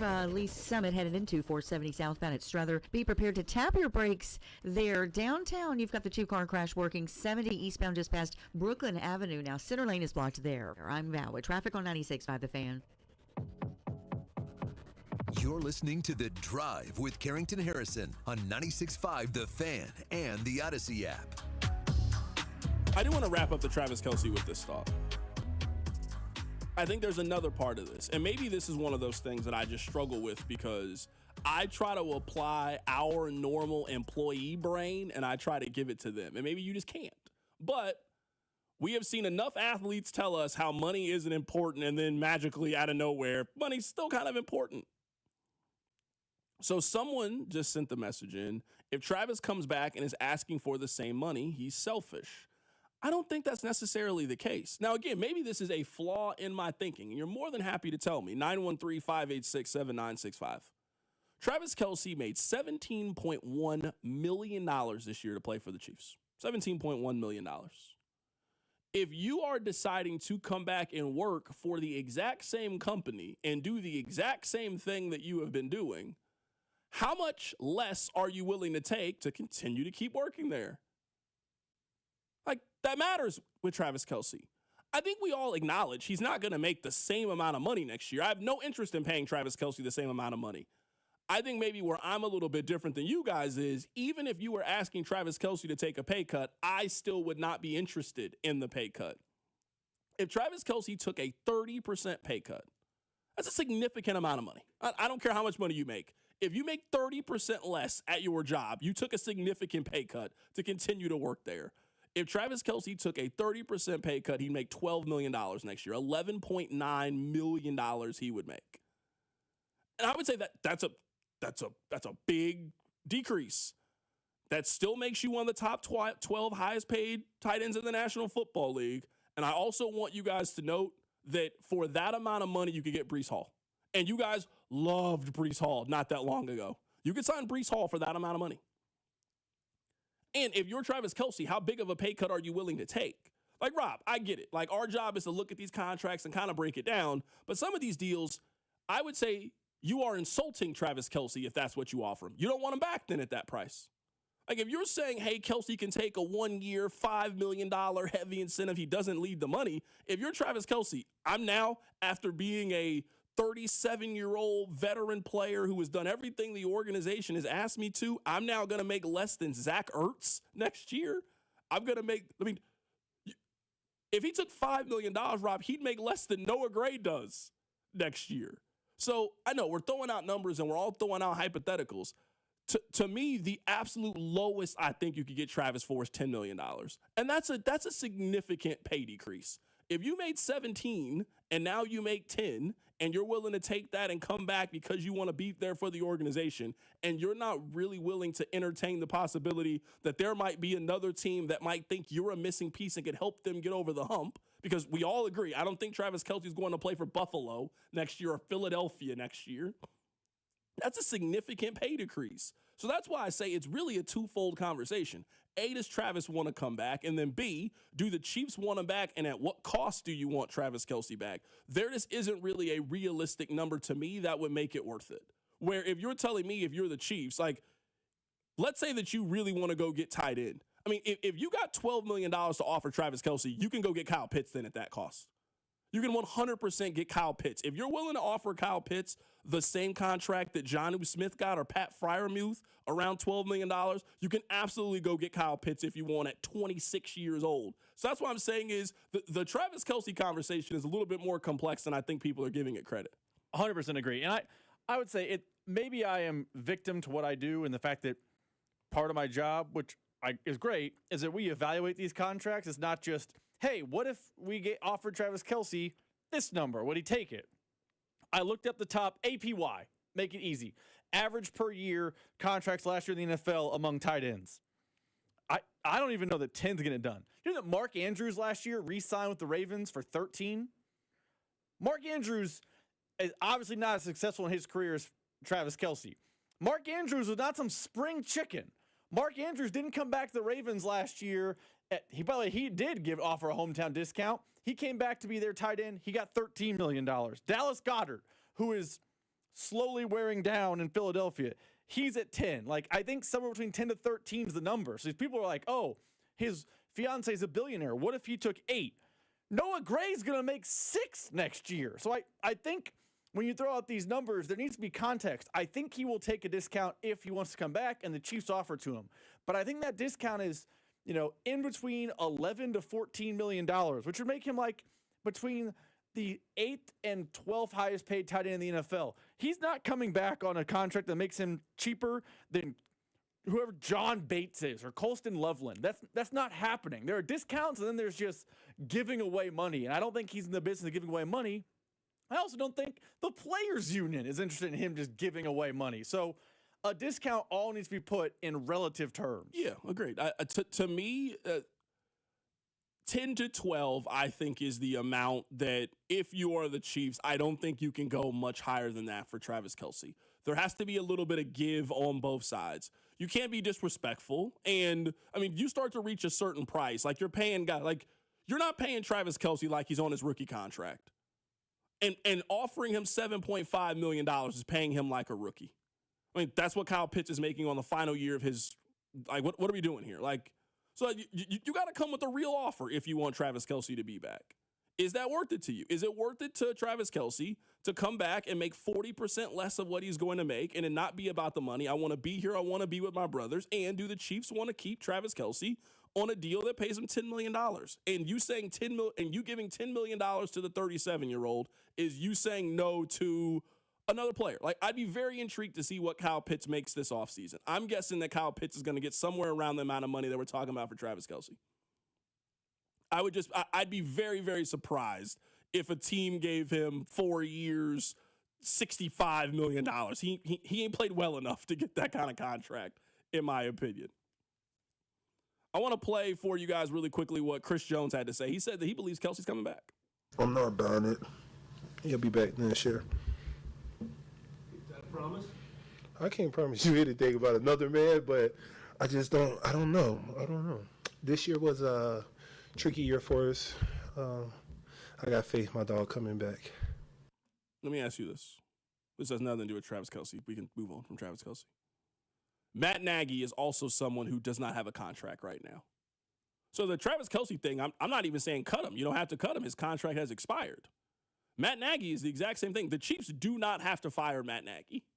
The Chiefs have the ability to simply walk away from Matt Nagy. He is not under contract with anybody. What do you do with Matt Nagy if you're the Chiefs? And I find it hard to believe that right now, if you're the Chiefs and you do real interviews, like if the Chiefs just, hey, we went around the league and we just want to dip our toe in the water. We just want to see who could be a good fit.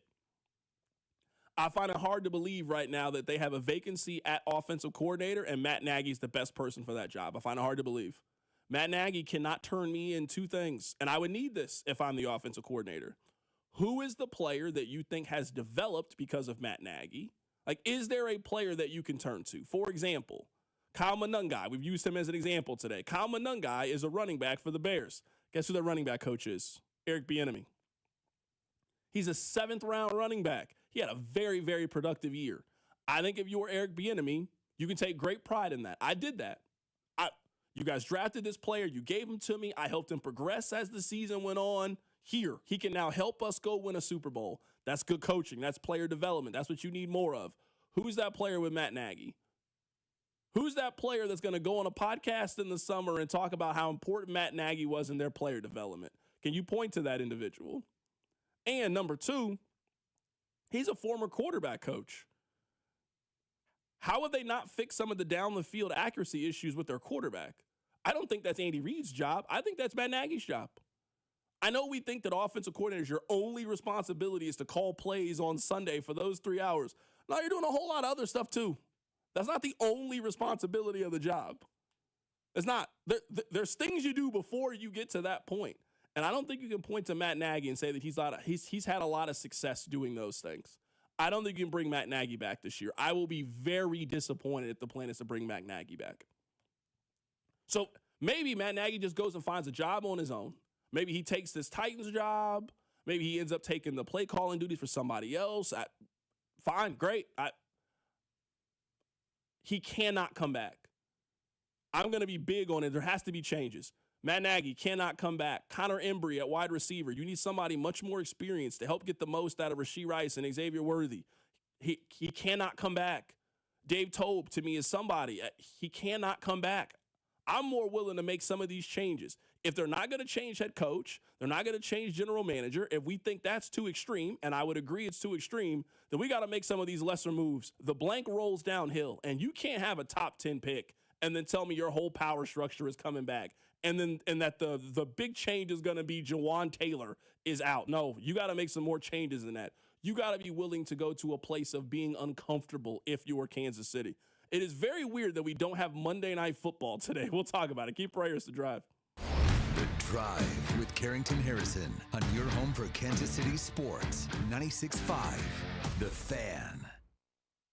Hey, folks, it's Carrington Harrison from The Drive here. Many men remember their first time. Not that first time. I'm talking about the first time that erectile dysfunction ruined that special moment. And if you're over 50, then the chances are then you've experienced this before. That first time can be frustrating. It can be a little bit embarrassing. But here's the good news. At Heartland Men's Health, that first time can also be the last time. Heartland Men's Health specializes in treating ED when the pills and herbals fail. With a success rate of over 90%, many men see results just after one visit. So your first visit is just $99, which includes a consult, lab work, and if medically advised, you get a test dose. And if it doesn't work right there in the office, then your visit is on the house. So don't let ED define your sex life. Call my friends at Heartland Men's Health today at 844-447-6600 or check out the website, heartlandmenshealth.com today. You can also stop by and visit any of the 3 area locations, Overland Park, Independence, and North Kansas City. Be sure to stop by Heartland Men's Health. Jeff Montgomery here from Amoeba Medical. The new year is all about turning the page and feeling your best. Men, if better sleep and fewer bathroom trips are on your list, an enlarged prostate could be the reason. I decided not to carry that problem into another year and contacted Dr. Brown at Amoeba Medical. Their non-surgical treatment was fast, simple, and came with minimal recovery time. And it's covered by insurance. Start the year more comfortable and well-rested. Schedule a visit with Dr. Brown and the team at Amoeba Medical in Kansas City. Amoeba Medical, MIVA-medical.com. This is the story of the one. As the purchasing manager at a manufacturing plant, she knows the only thing more important than having the right safety gear is having it there when you need it. That's why she partners with Grainger for auto reordering, so her team members can count on her to have cut-resistant gloves on hand, and each shift can run safely and efficiently. Call 1-800-GRAINGER, click Grainger.com, or just stop by. Grainger, for the ones who get it done. You're still grooving, still connecting, still loving, still turning up, still thriving. You still got it, but your immune system, it weakens as you age. That's where vaccines come in. They help train and strengthen your immune response to fight off respiratory illnesses like flu, pneumococcal pneumonia, RSV, or COVID-19. Ask your doctor or pharmacist which vaccines you need. Book in minutes at vaxassist.com. Sponsored by Pfizer. Doug. Here we have the Limu Emu in its natural habitat, helping people customize their car insurance and save hundreds with Liberty Mutual. Fascinating. It's accompanied by his natural ally, Doug. Limu, is that guy with the binoculars watching us? Cut the camera. They see us. Only pay for what you need at libertymutual.com. Liberty, liberty, liberty, liberty. Savings vary. Underwritten by Liberty Mutual Insurance Company and affiliates. Excludes Massachusetts. We all hear the radio ads about the IRS. They tell you to be afraid, to be scared, and they try to frighten you into calling. I'm not here to do that. Tax Relief Advocates is different. TRA is here to tell you that if you owe money to the IRS, whether it's $5,000, $50,000, or $500,000, we have a solution. It doesn't matter if you're sitting in your car, at work, or with your kids. No matter where you are, call now. 800-575-6986. Don't lose hope. TRA can eliminate or reduce what you owe to the IRS. Generous programs are now available that can give you a fresh start. Our passion is taxes and helping individuals fix their IRS problems. We have over 1,000 5-star reviews on Google and an A+ with the Better Business Bureau. You don't need to be afraid of the IRS any longer. End your tax nightmare today by visiting us online at TRA.com or call 800-575-6986. That's 800-575-6986. Tax Relief Advocates. Real solutions for real people. Chiefs coverage brought to you by Park & Go, the best deals on airport parking. Heading out of town this winter? Snow, ice, and cold temps are stressful enough. Airport parking shouldn't be. Park & Go makes it easy with online reservations, fast free shuttles, and all spots are covered to keep your car protected from winter weather. Reserve your spot today at bookparkandgo.com. Tonight, expect a low of 40 with partly cloudy skies. Weather brought to you by Staples. 2026 is here, and at Staples, deals mean business. Like up to $100 off custom print orders. Head into the new year looking good for less. Staples. That was easy. Ends 131. Car wreck? Get the money you deserve. Mike's got this. Paid for client portrayal and endorsement. Choice of a lawyer is an important decision and should not be based solely upon advertisements. After my car wreck, there was a lot I didn't know. I do know. If you've been hurt in a car wreck, call me. I've got this. Mike's got this. 816-888-7500. Mike's got this. You're listening to 96.5 The Fan from the DM Injury Law Studios. Mike's got this. Here's your traffic report on 96.5 The Fan. Downtown still working that crash at 70 eastbound just past Brooklyn Avenue. Now 2 right lanes are blocked. That 1 left lane is moving pretty smoothly, but for the most part, just know you got to tap your brakes 70 eastbound past Brooklyn. On the curve, the crash still there, 470 southbound at Strother. I'm Val with traffic on 96.5 The Fan. Hey, it's Trey Smith from the Kansas City Chiefs. Welcome back to the Drive with CDOT on your home for Chiefs football. 96.5 The Fan.